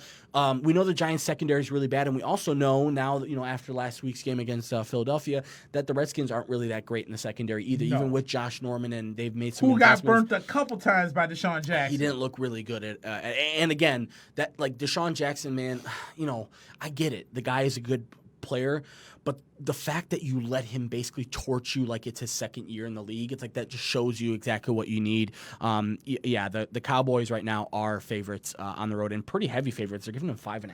Oh yeah. I'm gonna go with Cowboys pretty easily there. Yeah, I'm taking Dallas too. There should be no shock to anybody. I'm taking Dallas. The thing that I was most impressed with was not even so much Dak, but it was Michael Gallup in the slot. Yeah. When we did the previews and I looked at Dallas, I said to myself, this team on paper is a lot better than I thought they were. Like, we all know. The defense especially, man. Right. On defense. We all know how good that offensive line is. Yeah. Okay. One of the best. And if I'm not mistaken, and I was talking to somebody, I think they moved Lyle Collins from tackle to guard. Which is perfect for him. He's God such a good bless. run blocker. Are you kidding me? So once what's his name? Ezekiel Elliott gets his feet wet, it's gonna be game over. Yeah. The biggest addition. And one of my favorite comedians on Facebook is Scooter Magruder. Okay. I don't know if you've heard of him. Yeah, he's a parody guy. I saw it. Yeah, I like him. He's really good. I absolutely love him. He's really good, yeah. He said it best.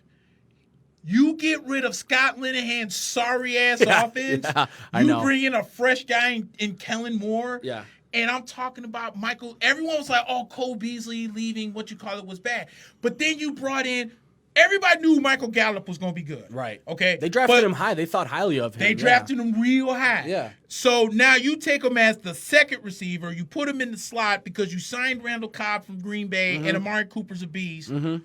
And all Dak Prescott did was throw for 405 and 4 touchdowns. Now, I know the Giants suck, but it's still 405, 4 touchdowns. He looked really good. And Washington ain't no better. And the Cowboys took what they gave them, right? Yes. Because the Giants committed to stopping Ezekiel Elliott, right? Because Elliott, he didn't have a terrible game, but he didn't go off on them. So they chose to stop Elliott, and you take what the defense gives you. The defense gave them those 4 touchdowns. So, yeah, I think that's an easy one for both of us. Yes, we'll sir. take the Cowboys. Second to last one in the noon window, we got Arizona. We talked about. We've done 10 games We've already? done 10 games already. Yeah, we're getting right there. Damn. Yeah, so Arizona, we talked about them tying against the Lions late in the window last Sunday, and then Baltimore just slaughtering the Dolphins last week. It's Arizona at Baltimore. I actually don't think Arizona's defense played that badly. I think just Detroit got off to a really good start. But the defense for the Cardinals brought them back in that game and gave them the shot to tie last week. But I think Baltimore's a little bit too much right now. I love what Lamar Jackson's attitude is coming into the season. His attitude is like, keep thinking I'm a running back. Keep thinking I'm a running back because I'm going to show you that I'm a quarterback. And by the way, he didn't rush once. I believe he only had he didn't have any runs that were basically called as runs. So if I'm not mistaken, he didn't do much on his feet last week. It was all with his arm, and he did a really good job. Now, again, the Dolphins' defense was pretty bad. Marquise Hollywood Brown had a couple long touchdowns. He had a couple long ones to Snead and to Mark Andrews. I think the Ravens are a little bit too much defensively too. I was surprised with Baltimore's defense because usually they do give up some garbage touchdowns every now and then. They didn't give up any to the Dolphins. Yeah. So Baltimore's defense is their strength, right? Now you're seeing what they saw in Mark Ingram and what he could bring to the table. We both talked about like why isn't Gus Edwards going to be involved? He was very involved against the Dolphins. They ran it a lot, even though Ingram had the touchdown and everything like that. So I think Baltimore's a little bit too much for the Cardinals. Todd, Baltimore is the home team in this one. Yeah, Baltimore is at home. Sorry. Yeah, I'm kind of going with the Ravens. I know that the point spread is really high. Yeah. But 13. It's 13. If I was a betting man, I would take Arizona in that one. Yeah, because I understand what Vegas is doing. Mm-hmm. What they did was they said, "Excuse me, damn, Lamar Jackson looked really good," and he did. Mm-hmm. But I don't think Arizona is the Dolphins, defensively as bad as the Dolphins are. No. Terrell Suggs and Chandler Jones gave Matt Stafford fits towards the end of that game last year. So I think they could get pressure on Lamar Jackson. I know it's going to be easier said than done because Lamar is one of the better running quarterbacks in the game. But I agree with you on that running thing. Let's not act like this man didn't almost win back-to-back Heismans in college just by running the ball. He's very elusive. He's very quick. And his arm is a lot better than I think people want to try and give him credit. Right. So I do think Baltimore wins the game, but I don't really think that they're going to win by more than 13. That's good. A hard spread to cover, man. That's a hard spread to cover, especially in the NFL. And I agree. Unless you're playing Miami. Yeah, unless you're playing Miami or in honestly, I think the Giants are going to be terrible. So hard to imagine that. The question for the Giants: what's going to be the over/under when Daniel Jones takes over for Eli? Yeah, and I'm thinking it's coming sooner rather than later. And oddly enough, we can jump right into the Giants because we both picked Baltimore in that one. But again, it's going to be tough for Baltimore to cover the spread on that one. Yeah, I agree. Buffalo, pretty impressive in week one. They were. I get it. It's the Jets, right? But pretty impressive week one. They're going to be on the road. I guess you could say on the road in New Jersey against the Giants. The Giants obviously had that week one game against the Cowboys. They didn't have a bad start. They started pretty well. You started to see the lack of talent sort of shine through, right? They didn't have a lot of defensive talent to stop guys. And listen, man, Eli Manning to me is just this desperate attempt to protect his legacy, right? For whatever reason. For whatever reason, I get it. He won you 2 Super Bowls. That's Tom Brady. Against Tom Brady, and that's a valiant thing. And honestly, that's hard to tarnish. It's not like if he retired 2 years ago, people would be like, well, I mean, Eli, this and that. Like, it's not like he's really even close to getting individual numbers that are substantial. Like, I get it. If you were like 30 touchdowns away from, some sort of record, fine, play a couple years extra. But this guy's made it very clear he's not really an NFL quarterback anymore, at least NFL level quarterback. Right. His arm is just shot. Yeah. And mobility-wise, he's going to get killed this season. Yeah. Because the offensive line has improved and they still were getting killed back there. So to me right now, I think this is especially considering the way that Buffalo played against the Jets, where the Jets, technically speaking, the Jets dominated for 2 quarters, and then they hung around for the third quarter, and then Buffalo just came raging back. And it's not like they were far behind, but it was a defensive battle. And then Josh Allen looks really good. Yeah. That kid Devin Singletary we talked about, that running back, he looks amazing. Like on tape, dude, this dude looks like young Shady McCoy. So really, lots of weapons. Frank Gore, they're gonna lean on, and I like Sean McDermott. I like what he does, man. I like this guy's MO. Right? It's like we play good defense, we're gonna run the ball, and we're gonna try and take advantage of the occasional lapse in your secondary. To me, and right now it looks like Buffalo's slight favorites going to the Giants. So I like Buffalo in this game. I think their defense is legit. Ooh. And the Jets, man, I don't think they're slouches either. I think, obviously Sam Darnold's going to miss a few games with mono, kissing the wrong type of girls, and then I guess Le'Veon Bell they did an MRI on him. I guess he's fine, but they missed Quincy Enunwa for the season. They traded for Demaryius Thomas. And C.J. Mosley's questionable. C.J. Mosley, he's out. He's actually out. I have him in fantasy. He's out. Quentin Williams got hurt. Yeah. Yep. So I got Buffalo in this one, and they are slight favorites. The only thing that I would clown Buffalo about is, can you not your first 20 plays of the game be passing plays? Right, yeah. Like, to do it was really pissing me off. I'm like, because my Facebook status was, clean pocket, Josh Allen will be fine. Yeah. What they do in the very next, as soon as I hit send, just sack fumble. Sack fumble. You know what I'm saying? I'm like, dude, run the ball. Your first 20 plays was thrown with Josh Allen. Like, I know he's good. I know, we're high on him and everything. Right. But run the damn ball. When Quentin Williams and C.J. Mosley went out, they ran the ball with success. They come back and win. Like you said, the impressive thing with Buffalo was their defense. Yeah. Because the Bills turned the ball over 4 or 5 times. Mm-hmm. And I think of those first 3 or 4 turnovers, the Jets only scored 9 points. Yeah, and they missed a kick, they missed an extra point. Right. So yeah, no, and they cut that kick. By the way, that was a kicker that the Vikings traded a 5th rounder for. They cut him eventually. He went to the Jets, and he got cut by the Jets again. Tough couple of weeks. And those field goals he missed weren't that bit. Yeah, no, and again.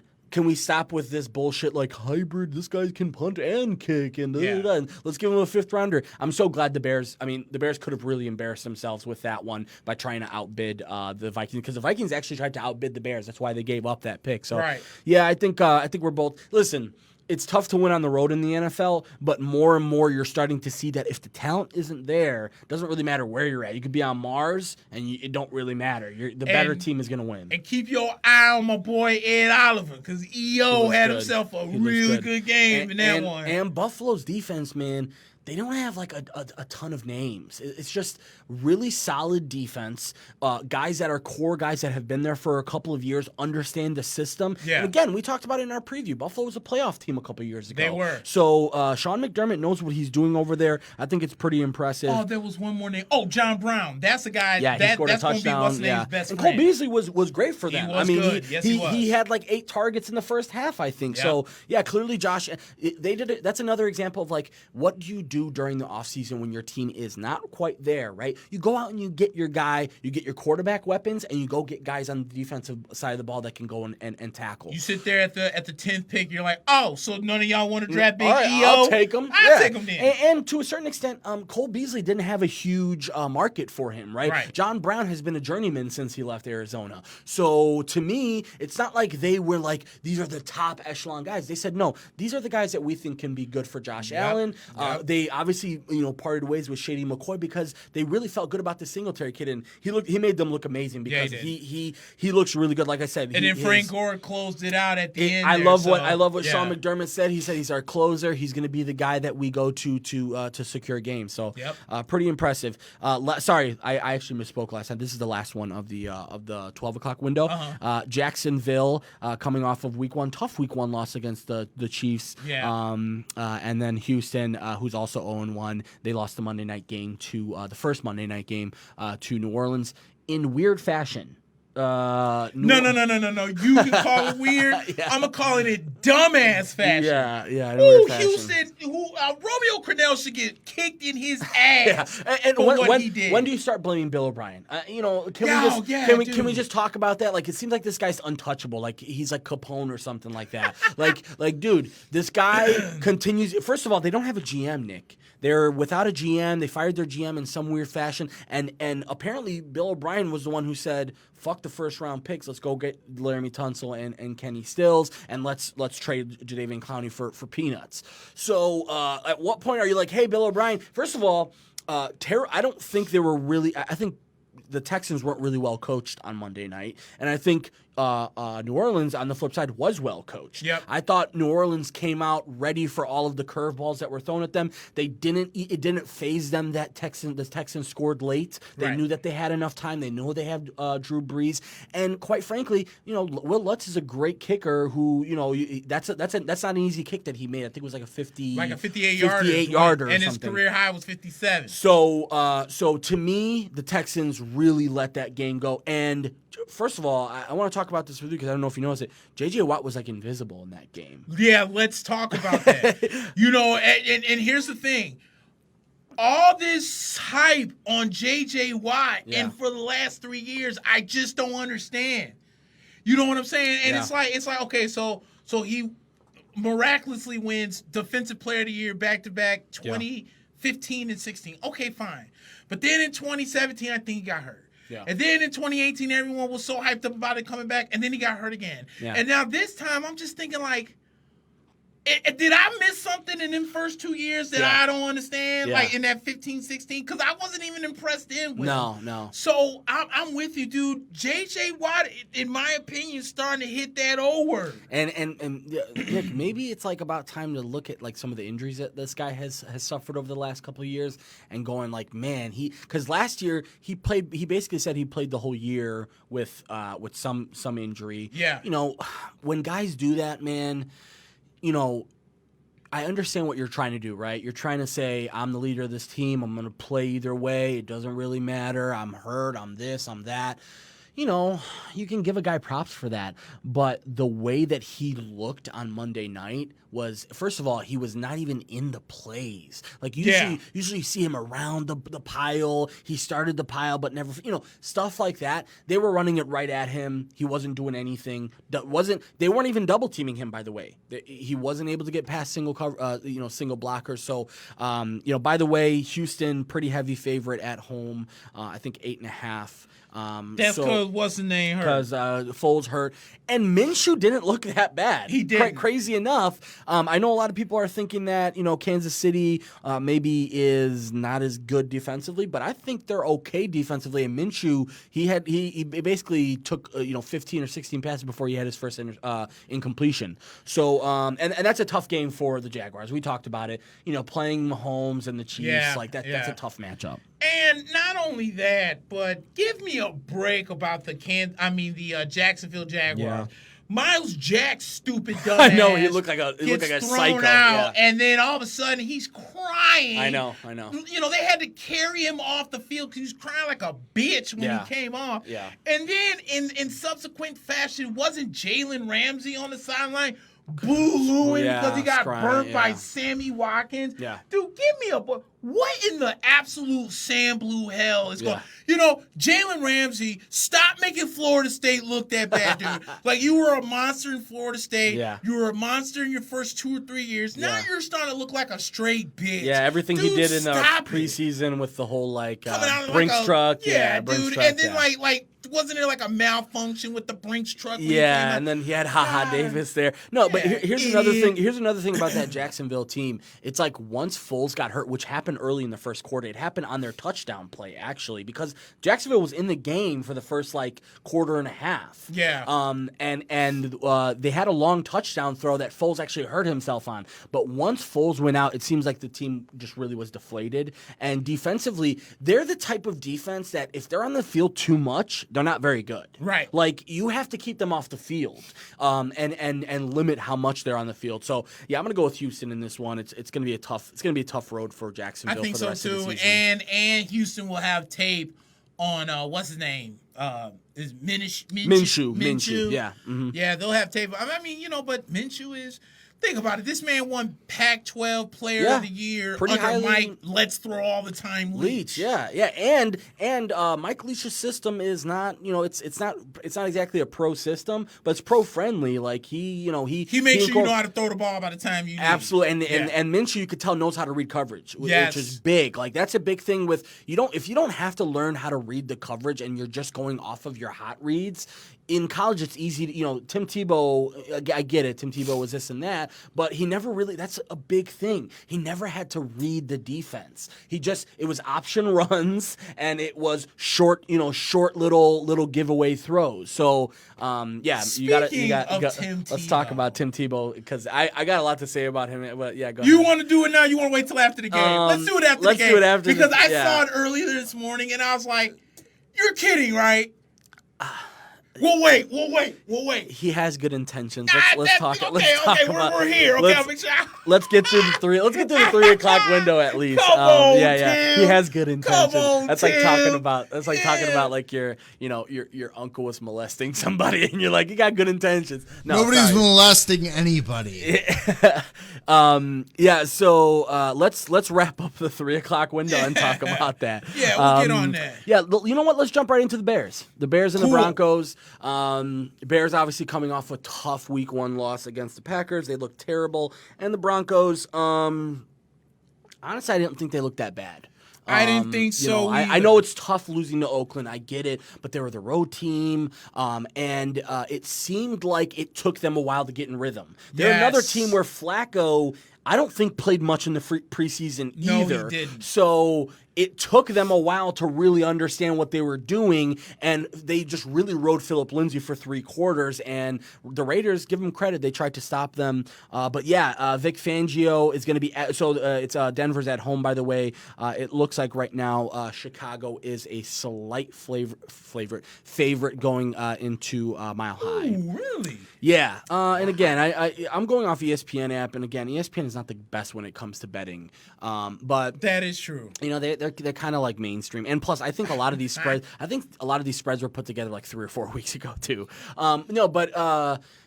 Here's the thing with the Bears. You've got to see the improvement this week, right? There's no more excuse of like you didn't, no preseason, this and this and that. You had a game. You obviously sucked during the game. Now you had 10 days off to figure shit out. Yes. And you need to see the improvement. Obviously, this Fangio knows this team very well. He knows this offense very well.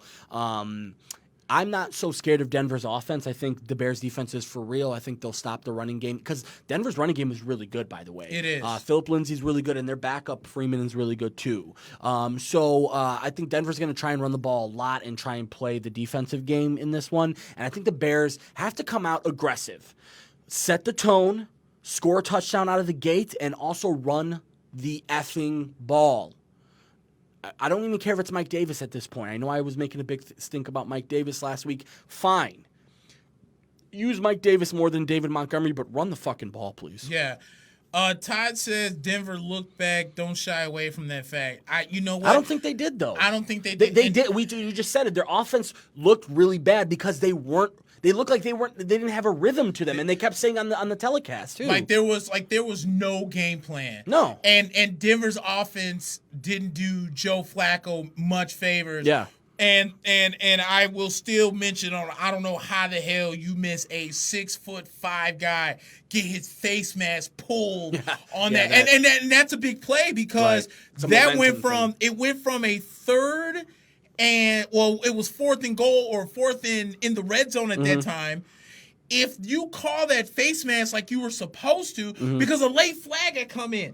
And I said to myself, if that late flag is the face mask that you're blatantly about to see, then it's a good flag. And it was for something else that was stupid. Right. So I'm like, okay, so now that changes because now it should have been 1st and goal at like the 5 where you get 3 more plays to get into the end zone. Yep. Now you got to kick a field goal. Yeah. And then the drop touchdown pass. Those were big momentums because that touchdown drop was it was terrible because now you got 14 potential points that only got turned into 6. Yeah. So. And statistically, Denver didn't look bad. I mean, Flacco had 268 and a touchdown. They were pretty conservative to start the game. Right. And he was 21 for 31. Extremely conservative because you could tell they didn't hit their rhythm. And like we mentioned, Freeman and Lindsay ran pretty well. So the defense, fine. I'll give you the defense didn't look good, but they were on the field so much in that first half. Yeah. Like you can't even look at the Bears. The Bears might just be the best best defense in the whole entire league, and we saw what they looked like when they were on the field too much. So when you have your defense, when you're relying on your defense to play that many snaps, you're in trouble. Question. Math question. What is 98 times 0? Zero. Okay.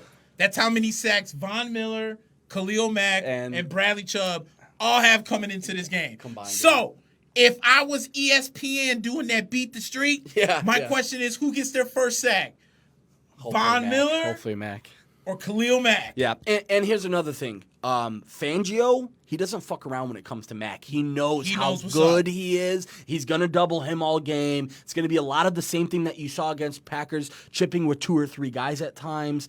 I honestly, I have a hard time picking against the Bears in this aspect, not even because I'm a Bears fan, but because I do think they're generally better than the Broncos. My number one thing right now is, which Bears team are we going to see? We saw almost 2 or 3 different types of Bears teams last season, and they had a tremendous season. Yep. So now we've already seen one version of this team which looked atrocious on offense. Right. And defensively, quite frankly, I mean, they could have basically only given up 3 points that whole game and probably even still lost. Yeah. So listen, I think the Bears have a huge undertaking, which is right the ship on offense.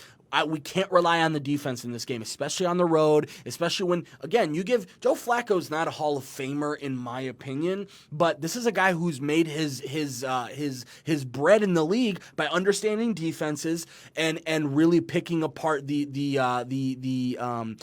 weaknesses of the defense and running the ball a lot. So they're ready to do that. I think the Bears have to stop the run and hopefully create turnovers is really big. Todd says he's going to go with Chicago, but he's uncertain, because it's so even. It is. Man, I don't think it's even. I think it's hard to pick the Bears right now. Yeah, and my thing is, I'm going to go with Denver because they're at home. Yeah. I think if this game was in Chicago, I would have been more than happy to go with the Bears. But that's the thing. Now that you had 10 days off and now that you know what mistakes you did and didn't make, how are you going to come out? And Denver at home is hard to play. It's not like it's tough to play in Mile High, period. You know what I'm saying? They're loud. They're obnoxious.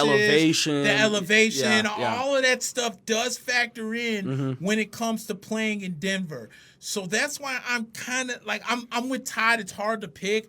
But it's hard for me to pick Chicago knowing that they came off a 3-point performance. So I'm going to pick Denver, but I'm on the same fence. It's like I'm not really confident with it, but I'll take the home team. And let's put this out there. It's hard to pick games in week 2, period, right? Yes. You're going off of your preconceived notions from before the season, but you're using that one game that you've seen now as a sample size, right? Yes. So let's obviously, these are loose picks. We're not doing this for betting purposes, but again, I think it's a pick 'em game. You can probably go either way on that one. So there's 3 games in the 3 o'clock window, and the second game in that 3 o'clock window is Kansas City coming off of that win against the Jaguars we talked about at Oakland, coming off the Monday Night Football win. The Raiders look good in the first game. Yep.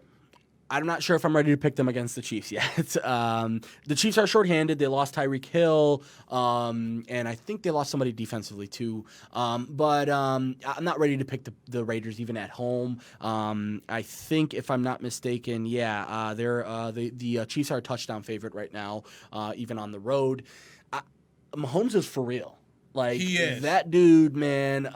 If you have a game plan to stop him, your game plan probably consists of trying to rough him up. And the Jaguars did that in week 1. He actually got hurt at some point and came back into the game, never missed a snap. But apparently he's not on the injury report this week. Apparently his Who's that? Mahomes. Okay. Yeah, he got hurt for a play. I guess he rolled his ankle. I was watching on Red Zone, and I have him in so many fantasy leagues this year. I have him in my keeper league, so I pay close attention to him. But God, he's just he's effortless in the system. Yep. Andy Reid has him prepared. Yep. And he understands that the running backs are super, super important to him. So now when you have Damian Williams and LaShawn McCoy, and Williams looked pretty good, and McCoy looked pretty good in that first game against what we think might be a pretty tough defense eventually in Jacksonville, I guess they're short Tyreek Hill, but they look pretty good even with Hill out. And Hill actually missed. He was out in the first quarter, I think. Yeah, it was Sammy Watkins that really picked up the slack. They made him look like DeAndre City. Hopkins. They really did. And we know that Sammy Watkins has had a lot of up and down games since he was traded up with Buffalo. Yeah. That's a tough one because the Raiders are at home and coming off of a home win on Monday Night Football. Yeah, that's why I'm kind of sliding. I know in Arch Rivals yesterday I picked Oakland and I picked Oakland with the points for that reason. They're at home. Mm-hmm. They're still on that high. Yeah, and they look good. They look good. Here in week 1. was the biggest takeaway that I had in that game between Oakland and Denver. Yeah. It's the same question I asked at the end of the New England-Kansas City game. Mm-hmm. Who had the cleanest jersey when that game was over with? Yeah. Tom Brady. Tom Brady. He did, you want to know why Tom Brady had that clean jersey? Because there was a 6'8", 350-pound monster that protected his blind side in Trent Brown. Trent Brown, yeah. The same reason why Derek Carr's jersey was so damn Looked clean. Really good, yeah. Because what's his name? Trent Brown was all in Von Miller's ass, and he never sniffed to touch Derek Carr. Trent Brown's legit, man. That man is legit. I'm so pissed off that Tampa Bay did not break the. I want for a team that had such offensive line woes. I said, do not bring back Donovan Smith. Yeah. The same money you pay him, you could give to Trent Brown. Yeah, he got Pizze too. I'm talking about Oakland gave him some the record bread. For a tackle. The record. And I would have given out of the time. I would have too. The same bread. You could see the return on investment in just game 1. The way that they didn't even have to do anything on the right side. They just let whoever, because it's tough to play Denver either way. You're going to either block Chubb or you're going to block Von Miller. Who are you going to block? And their whole offensive line did a great job because Derek Carr never got sacked in the game. And Incognito's out, and they're not necessarily healthy. The Raiders are, so man, they're not. But my thing is I don't think that this Kansas City defense this year is as good as it was potentially last year because you're missing a lot of pieces. I mean, we saw it. D Ford is in flipping San Francisco. Yep. Justin Houston is in whatever you call it, Indianapolis. Yeah.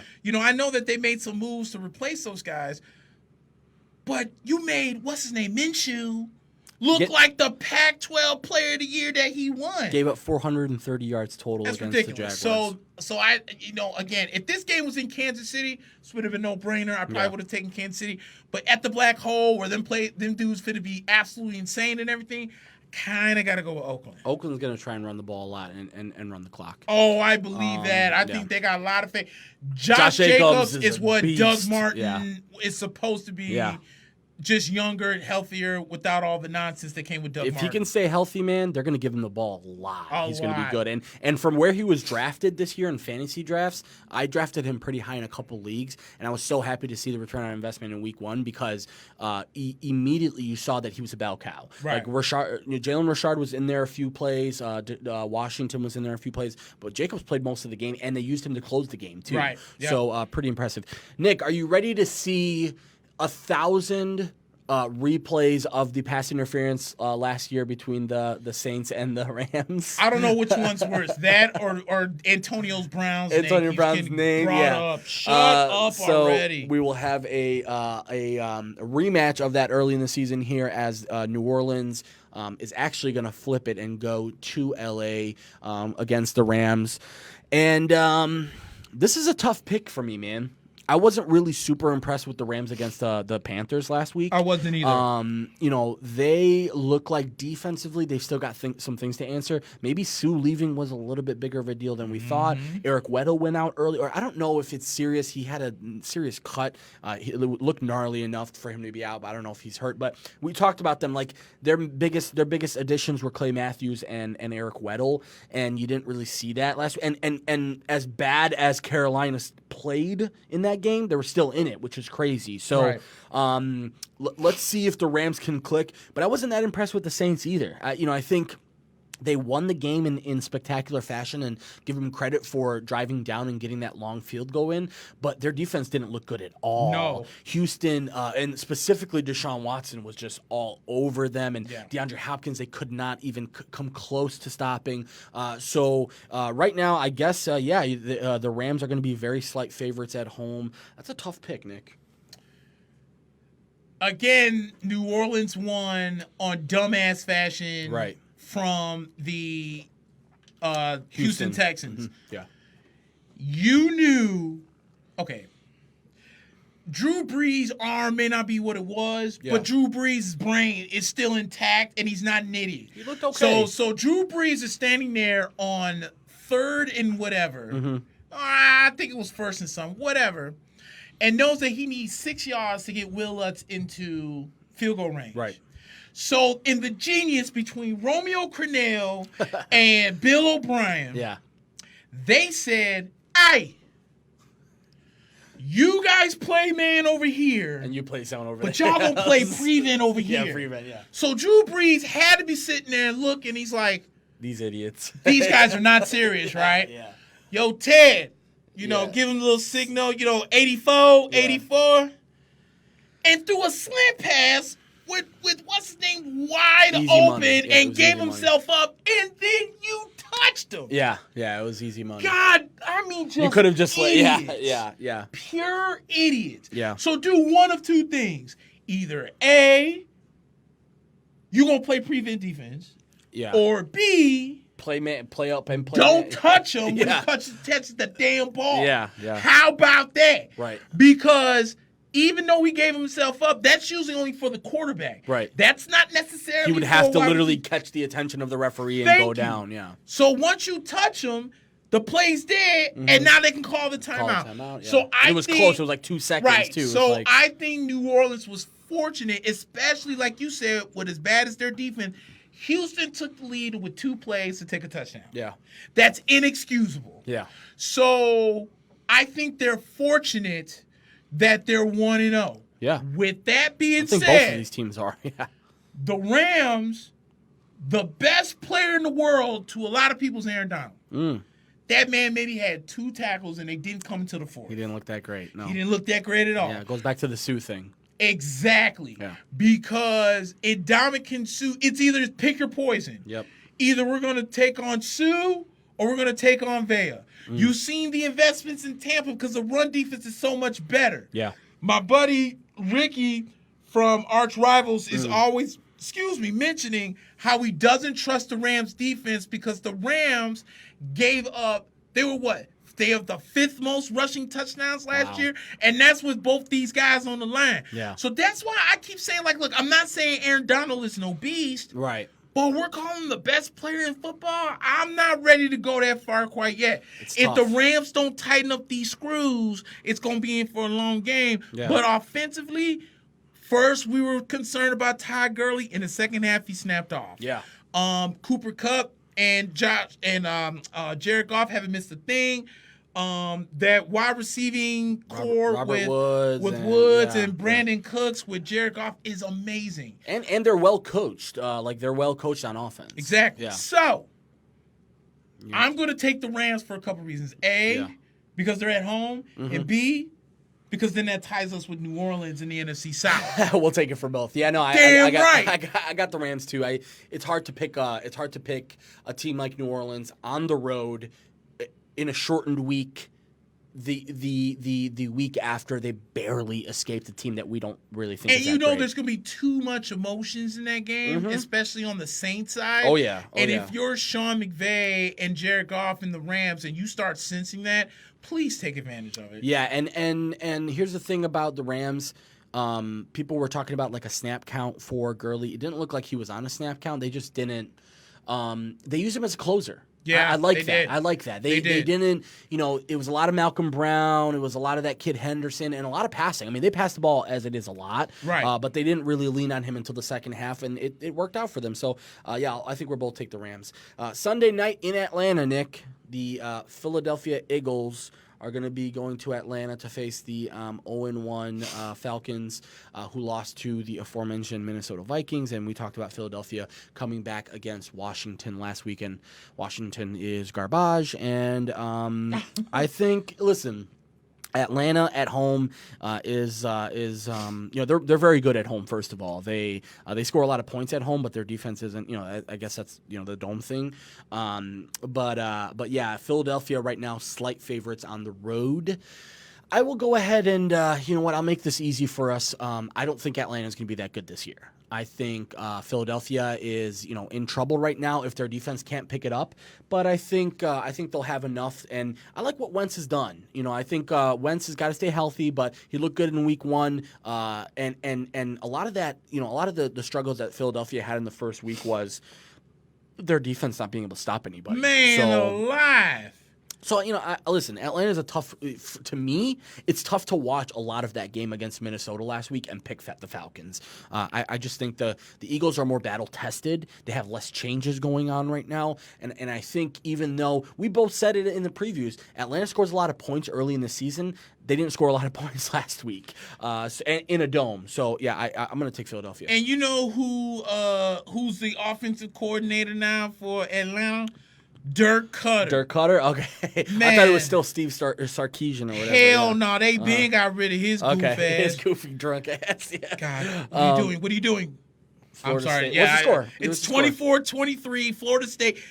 Virginia scored a touchdown but missed the extra point somehow. Oh my God. And Florida State now in back-to-back games have had a play where the kicker last week their kick whoever they were playing, Louisiana Monroe, missed the kick to tie the game that ended the win, and now right now Virginia just missed one as well. What's the time? Fourth quarter? It's fourth quarter. Virginia has the ball, 2nd and 10 at midfield. Yeah. Legit Hey, midfield. by the way, guys, we are underway in the Gaethje versus Cerrone fight. They just started, and it honestly might end quick. Both of these guys try and end these fights quick, but we'll wrap up with the Monday Night Football game. We'll talk to you a little bit about Nux, and then we'll end on the UFC, which. It was a light card today. It was a fight night card, free card, and this one with Cowboy versus Gaethje is a nice matchup. I'll probably end up watching it later. Yeah. So Nick, I'm sorry. Oh, I'm picking. I am going to pick. God, I really should. If you pick Atlanta at home, I'm going to say, man, you deserve a medal for going against your better instinct. You know. All right, I'm gonna take Philly. Okay. I think I'll take Philly.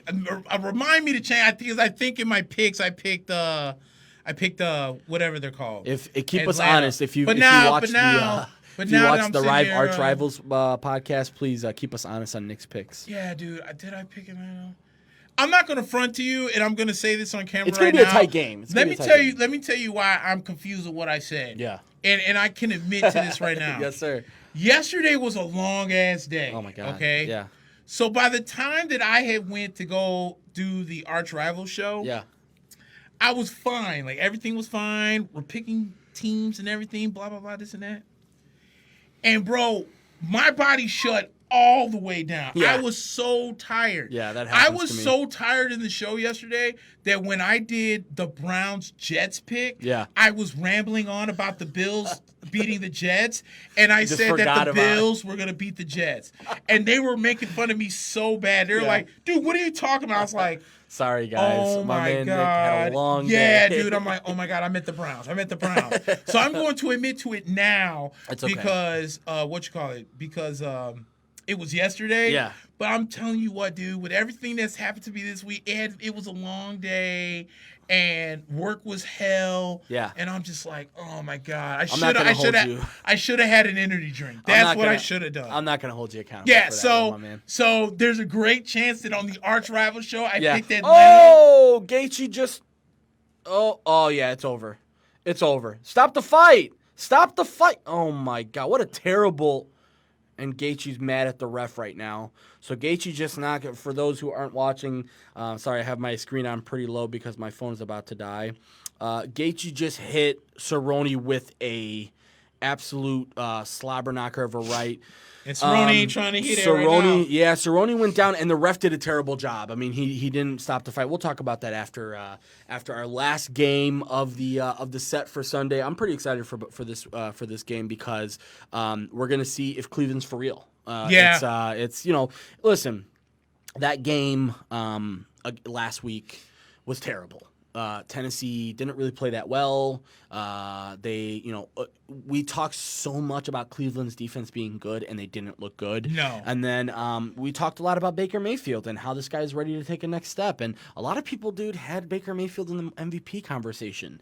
Which is nuts. Because the guy hasn't really done any. Like, I get it. You get Odell Beckham, and Nick Chubb looked really good, and yada yada yada. But man, and I love what the guy on Tennessee, I think it was Delaney Walker, who's like, if you want to crown them, crown their asses, because he used the Dennis Green thing, because it's like they crowned everybody in the offseason, crowned this Browns team as this, given. About Bears and Browns in the Super Bowl and all that stuff. Yeah. And listen, man, the Browns have some lumps to take. We talked about it with the Bears, and we talked about it with them. They didn't play a lot in the preseason. They've got to find some rhythm. They're going to be on the road against the Jets. Jets are not going to have Sam Darnold because of mono. And again, we talked about some of their other losses. We might as well just even go through that, because Darnold's going to be out with mono. We talked about Bell having an MRI. Apparently, he's fine. But otherwise, right now, it looks like the Jets are going to be in a position where they're shorthanded on defense as well.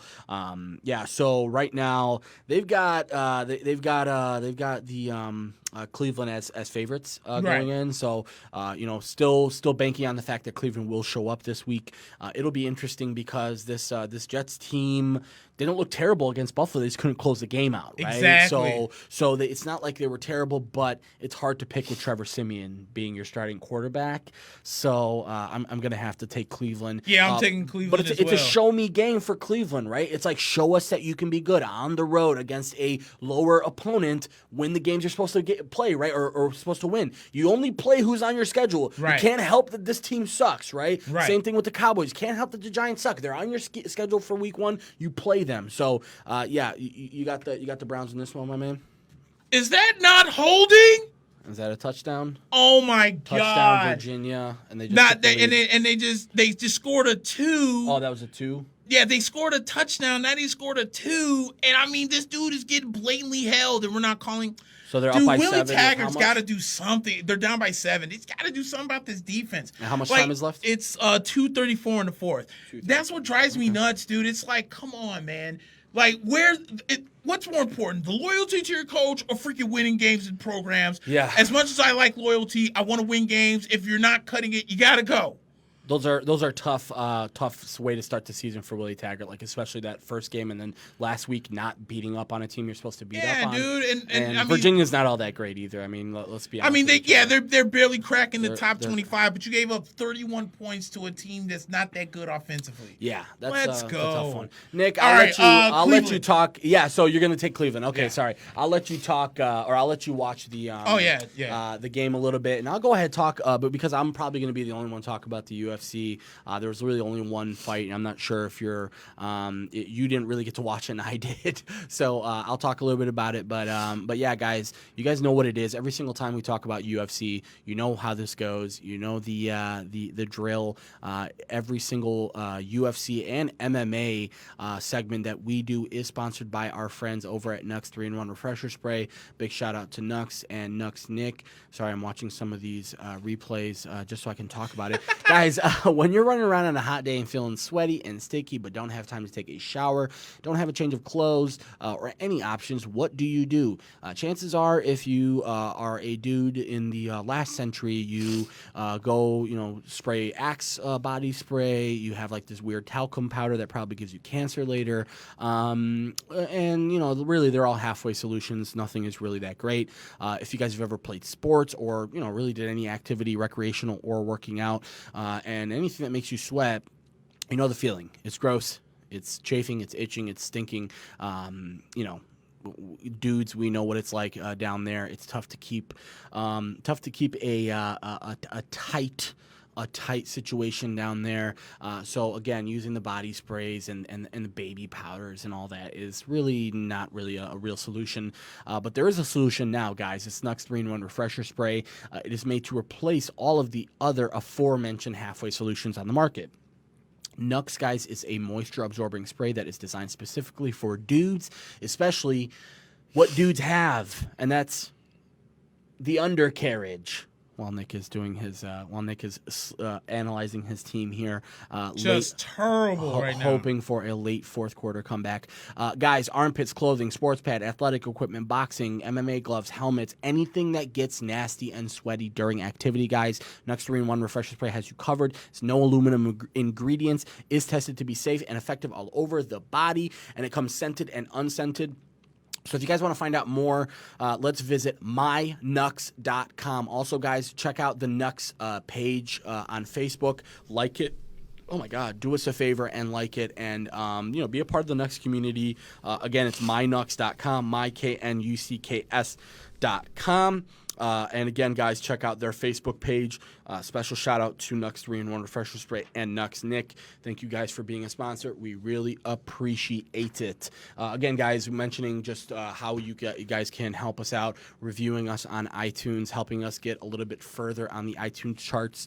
Spotify, Google Play, any other place that you guys get podcasts, check us out. MackandBlack.com is the website. You guys know that. And send us a message on the site. Click the content and let us know what's on your mind, and we'll talk about it on our next show. It's tough for us to do call-ins when we're doing our NFL picks, guys, but do us a favor, check out our feed and send us messages in the feed, because we definitely love that, and we play off of that. So while Nick is watching looks like something. Thank you. There's a flag. It's freaking interference. Call it. Looks like something. Thank you. Yeah. You threw the flag, Virginia. idiots. God bless. So because I do want to talk some we need to talk baseball. Yes, I was going to bring that up. I'm loud sorry. as hell right now. No, it's cool. So let's just talk about. Gaethje versus Cerrone didn't last very long, guys. We definitely want to talk about baseball right now, but yeah, let's just wrap up on the MMA stuff. Really, the card this week was a free card, not that really great of a card. Gaethje versus Cerrone just wrapped up about a couple minutes ago. We reacted to it live on the show here. Gaethje hit Cerrone with a couple nice right hands. Cerrone went down, and terrible reffing. We only got to see it on mute and Hold on a second. Did Virginia just get a delay of game penalty because the coach is on the mad as hell? Oh, hold on. Let's see. Did they give it? This man just threw something on the field. Oh, it looks like he did. No. Oh, he just was flailing. Looks like he was flailing. Oh, no, they gave it to him. 15 yards. It's unsportsmanlike conduct. Wow. You get one more in the game, How much time is left, Nick? $1.21. $1.21. And Florida State just legit got 33 yards. We'll take it. Hell right, we will. And so again, guys, this Cerrone one, Cerrone wasn't completely out, but Gaethje definitely hit him with a nice one. And I was surprised. Gaethje was really upset with the ref after the fight. Thought that he put in a tough, I guess it was just a late one, and I think he hit Cerrone a couple extra times than he wanted to. Also, guys, before we move on to baseball and the latter half of this Florida State game, Tyson Fury fights tonight. Against some guy named Wallen. Never heard of him before. I guess that's Tyson Fury's thing now. He goes and fights like one really good guy and then fights like two warm-up fights. He's been talking shit about... Which is nonsense. Yeah, he's talking shit about Andy Ruiz. He's talking shit about Wilder. He's talking shit about Joshua. And yet this guy is, pulling in these scrubs from Europe and just beating them up in 2 or 3 rounds. We'll see how it goes tonight. Trying to be like the next Floyd. You're not Money Mayweather, bro. No, and you know what? I get what he's trying to do. He understands that there's a lot of money in being more marketable, but he's getting a little bit annoying. I think Ruiz was pretty annoyed. He was like, walking around with the Mexican flag, and he's turning Conor McGregor-ish a little bit right now with the way that he's selling fights. It's a little bit weird, especially coming from a guy like Tyson Fury's so humble. Like, if you understand anything about this guy's story and how he's recovered from addiction and recovered from depression and all this stuff. But yeah, he'll fight. I think it's Theo Wallen. He'll fight them later on tonight, and we'll probably be talking about next week how he just ran over this dude. And hopefully, we need to see that Wilder rematch ASAP. I think apparently right now it is in the works. And it should happen, I believe, next year. Same thing with the Andy Ruiz, Anthony Joshua rematch. And Lomachenko just fought last week, and he looked amazing. The other guy looked amazing, too. I think his name is Phillips or something like that. But Lomachenko looked amazing, too. Nick? I'm not sure what's going on here. Are they reviewing... Sorting some flags? Do they review pass interference plays? Oh, I don't know. Is that in college, too? I actually have no idea. Okay, so here's what's going on. Yeah. Give us a scoop. Virginia was called for pass interference. The ball came out extra wobbly and what's his name's hands. They're thinking the ball was tipped. Oh, so it can't be interference. So it after can't be it's interference, tipped, but it just came out of James Blackman's hand like crap. Oh, so okay, now so it wasn't they really just tipped. so it looks like they upheld the settled pass on it. interference, and you still get the tacked on the 15 yards for unsportsmanlike conduct by the coach. Yeah. All right, so Florida State's got to take advantage of the gifts. It's first down right now, right? It's now 1st and 10 at midfield Just with a over $1:21 left. Okay. And I swear to God, if they run some stupid option play, I'm going to be pissed. Just throw the goddamn ball, Yeah, just throw the dude. ball. Especially against Virginia. Just, You know just what throw I'm the saying? ball, yeah. Like, they're not going to buy. It's a play action. Just Going deep. He's got a man. Oh, and he missed him. yeah. What am I? I'm over here being selfish. No, as I hell. actually can see it. You're good. Can you? Yeah, I can see it. You're good, All bro. So guys, yeah, I want to talk a little baseball with you, Nick, because we sort of cooled off on baseball. This is, there's really not a ton of races. The AL wild card is sort of a race right now. The NL wild card is sort of a race right now. But it looks like the Yankees, pulled away with the East, Minnesota. Did you just see the double move? They got him wide open. Yeah, and he was wide Blackman open and just not a missed very good throw by Blackman. So yeah, 2nd and 10, just over midfield again. Yeah, so not a lot. I mean, the wild card right now is the second wild card in the AL. Yeah. And Oakland is playing. They're playing crazy right now. So they look really good. And then the other one is in the NL wild card. You've got. Arizona. No, I'm sorry, Arizona. What am I talking about? Sorry, guys. So in the AL wild card, we've got Oakland in the first wild card and Tampa Bay in the second. Cleveland is 2 games behind, so pretty nice and race. Cleveland just lost a day-night doubleheader with Minnesota. So that's a huge loss by them. So dude. Minnesota runs away with the division essentially, and Washington, man, what a season Washington has had of ups and downs. Yeah. And now they are the number 1 wild card. It looks like they're going to be able to keep that, but Chicago, the Cubs, obviously, and Milwaukee close behind, and then the Mets. I mean, the Mets, there was this whole thing about Syndergaard getting in a fight with Mickey Callaway about, pitching to Ruiz instead of one of the backups. First of all, that's not unprecedented. You know that this isn't the first time that a pitcher has a preference of throwing to a catcher because the catcher frames better, just does a better job of game managing overall. And when your ERA is 3 runs higher with another guy, I think you have an okay point with going to Mickey Callaway. Mickey Callaway comes out in the media and basically says, "Nope. I don't do this. We need runs," which is true. They do need runs right now. Their pitching has been okay, but right now it's a tight race. But the Cubs beat up on Pittsburgh today, so that really helped them. And it looks like right now it'll be a 4th down and about 8 to go right now, with 58 seconds in running for the Florida State game against UV Virginia. Virginia again up 31-24. And, they're going fast right now because they just completed a play. So it's 4th down and around 6, sorry. And it's an incomplete pass on 4th down. God bless, dude. And Florida State sucks. will lose on the road, but still lose on the road to the Cavaliers. Oh, no, they won't. No, they won't. Pat roughing the passer on. Yes. Okay, we missed it. We're watching on a smaller screen, guys, so we missed the by the way, while we're on the subject of what do they call a pass or they call roughing the passer on that's a tough call. That's a tough. He was in the air. Okay. Yeah, that's a tough another gift. Yeah. Can we please take advantage of the gift? It is 1st down now with 40 seconds left. They will be placed on the 30-yard line. But you know what? Here's the thing.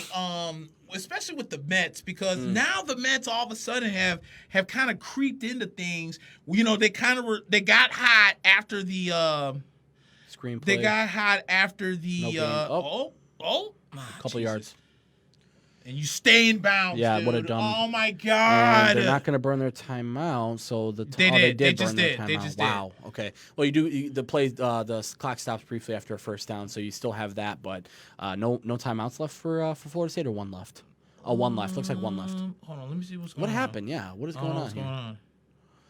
It's hard to watch football, guys, especially on a smaller screen, but also on mute. And also, I know I wasn't the only one who noticed this because they changed it eventually, but the new graphics on the football has been terrible. Everything is yellow, and you think it's a flag on every play. And they eventually changed it on Monday. They actually changed it mid-Monday Night Football, which is impressive for ESPN. They took the L. So it looks like the Florida State does have a timeout left at 2nd and 10 with 30 seconds. They're at the 30. Blackman goes deep, and nobody there. And there's a flag again. There we go. There we go. Here we go, baby. And they drive further in. They'll be at the 15-yard line, so in the red zone. Yeah. But what I was saying while they make this interference call, the Mets got hot when they came out of the gate. Yeah. But then they kind of cooled off with the same bullpen woes. Yeah. What's the game against Washington when they were up 10? Yeah. No, they were up like 10-4, and Diaz between the bullpen and Edwin Diaz, and they gave up like Familia. 5 runs, and they scored 5 runs in the top of the 9th. I know. So they've had a lot of bullpen woes, but they still believe and they're still in it. So all the hate on Mickey Callaway and everything, I'm just waiting to see how they finish the season out, because with everything that's going on, they're not gonna. Any Mets fans that thought that this guy was gonna get fired. It doesn't really look like it's not going to happen. No, no, and if anything, they're going to, they're going to retain him for sure. They have to, especially after. They'll probably extend him. Yeah. Guys, it's Florida State now in the red zone. Blackman gets sacked, and they're going to call a timeout here. So around 19 seconds left. I don't know why they haven't called it. They did call the timeout. So it's 19 seconds. The ball! Yeah, they're still in the red zone, but that's going to be a tough one. And then Nick, your Yankees are looking really nice. Houston has hit their stride to a certain extent, but the Yankees are getting Severino back. They're getting Tuesday Stanton back. Betances is coming back. And their bullpen already looks amazing right now. Yep. I know Happ has had some struggles here and there, but the man of the hour is James Paxton. He is the 4th Yankees pitcher. Yeah. The last, I think it was Guidry, Mussina, and I can't think of the other person. Wow, not bad company. 9 straight wins for James Paxton. Not bad company. So he has been on fire. The Yankees need it, because the consensus is that everybody's already saying that Houston's going to beat the Yankees. They can't get past us, this, that, everything else. Not after last year. It's like Houston, but if the Yankees get home field advantage, it could be different, because if you go back 2 years ago, Houston won all their games, the Yankees won all their games. Yeah. So, at home, the Yankees did not lose a single home game that year. Yeah. So it's going to be interesting. If the Yankees can hold out and get home field advantage, I don't think that the whole, Houston beating the Yankees to go to the World Series thing, or if they make it there, it's not as... Blackman escapes, throws it to the end zone, back of the end zone, and they'll live to fight another down. 12 seconds left with 3rd down. We're probably going to end on this when this game ends, guys, but we can't end while this game is still going. While we have your attention, do us a favor, guys. Again, we just talked about it a couple minutes ago. Subscribe to our YouTube, iTunes, any sort of thing you guys can do will definitely help us out. Definitely check out mackandblack.com. Again, iTunes, Spotify, anywhere that you get your podcast stuff from. Again, guys, we're just watching the last couple of minutes. 13 seconds of this game. 13 seconds of this game here. Again, guys, this is the last 2 weeks of the MLB season, so we're trying to keep it relevant. But once the playoffs come around, we'll definitely start talking more baseball. And Blackman to the end zone. It's a first down. It's a first down, so it's got to stop. It's got to stop. Hurry up, it's got to stop. And spike, so it's around 4 seconds right now. Dude, no, put 3 more seconds on the clock. It was 6, so I don't know why. It's 4, and they started at 2, you gotta hike. He's going to run for it, and he's not going to He's not down. He was not down. I don't know what happened. There's coaches on the field right now. Virginia looks like they pulled it out, and by the looks of it, it looks like they did pull it out. As the fans just rush the field, there's not even a final yet. What's going on? There it is. Yeah, so Florida State, tough time management, tough clock management there. So that's something to talk about for Willie Taggart and the fellas down there. Again, guys, reviews on iTunes. do us a huge flavor. When people try to tag me in posts, shut up. We're gonna subscribe to us, guys. We'll be back next week with the review of all of this week's games, and then again another preview of the week 3 games, and then we'll obviously talk about the Thursday night game that will happen. Who's Thursday night next week? Jaguars and Texans. And Texans. That's right. No. Sorry. Titans. Okay. Yeah. So not that great of a matchup, but we'll it's rivalry Thursday. It is rivalry. So, That's true. And no color rush this year. No, dude, thank Christ, bro. Thank Christ. You got us out there looking like ketchup bottles, like when the Bucks played the Rams that one year, ketchup and mustard. It was ketchup and mustard. Dude, stop it. Yeah, I'm glad we're not wearing those goof-ass jerseys. All right, well. They should have let us wear our throwbacks on Thursday. But we can't do it because the helmets and... Yeah, that was dumb. And aren't the Bucks supposed to be wearing the pewter and grays this year? Dude, I don't know, dude. There's talk that the Bucks might change uniforms next year. Fully. So who knows what's going on? Well, that's the new hot thing in the league now. The Jets did it this year. Yeah. And I actually kind of like the way that their jerseys look. I know a lot of people. A lot of people gave them crap up. Anyways, guys, again, if you like us, share and review. MackandBlack.com, iTunes. Check out my man Nick at Nicholas Russell on Facebook. I am hidden on Facebook. I'm on Instagram. I don't know what my Instagram is. Find us on Instagram, guys. Search our names. Do us a huge favor. But then again, guys, do us a favor and check us out on iTunes and review us and do all the stuff. Nick, you good? You good, my man? Yes, sir. All right. Well, everyone, thank you again. Appreciate you guys for all the support and everything like that. We will be back next week for everything football, week 3, Thursday night review. I'm sure we'll talk a little baseball next week because we're going to me say this. If the Saints lose, the Bucks are officially in first place. I don't give a rat's ass what anybody says. First place, baby. We first place. And I to an extent, I know I picked Detroit to win this week. I will low-key take the L so I can just talk mad smack to all the idiot Lions fans that thought that they were going to be better than us this year. Yeah, and Lions fans, good luck with that tie last week. All right, guys. Morons, have a good one. Peace. We'll see you next week. Later.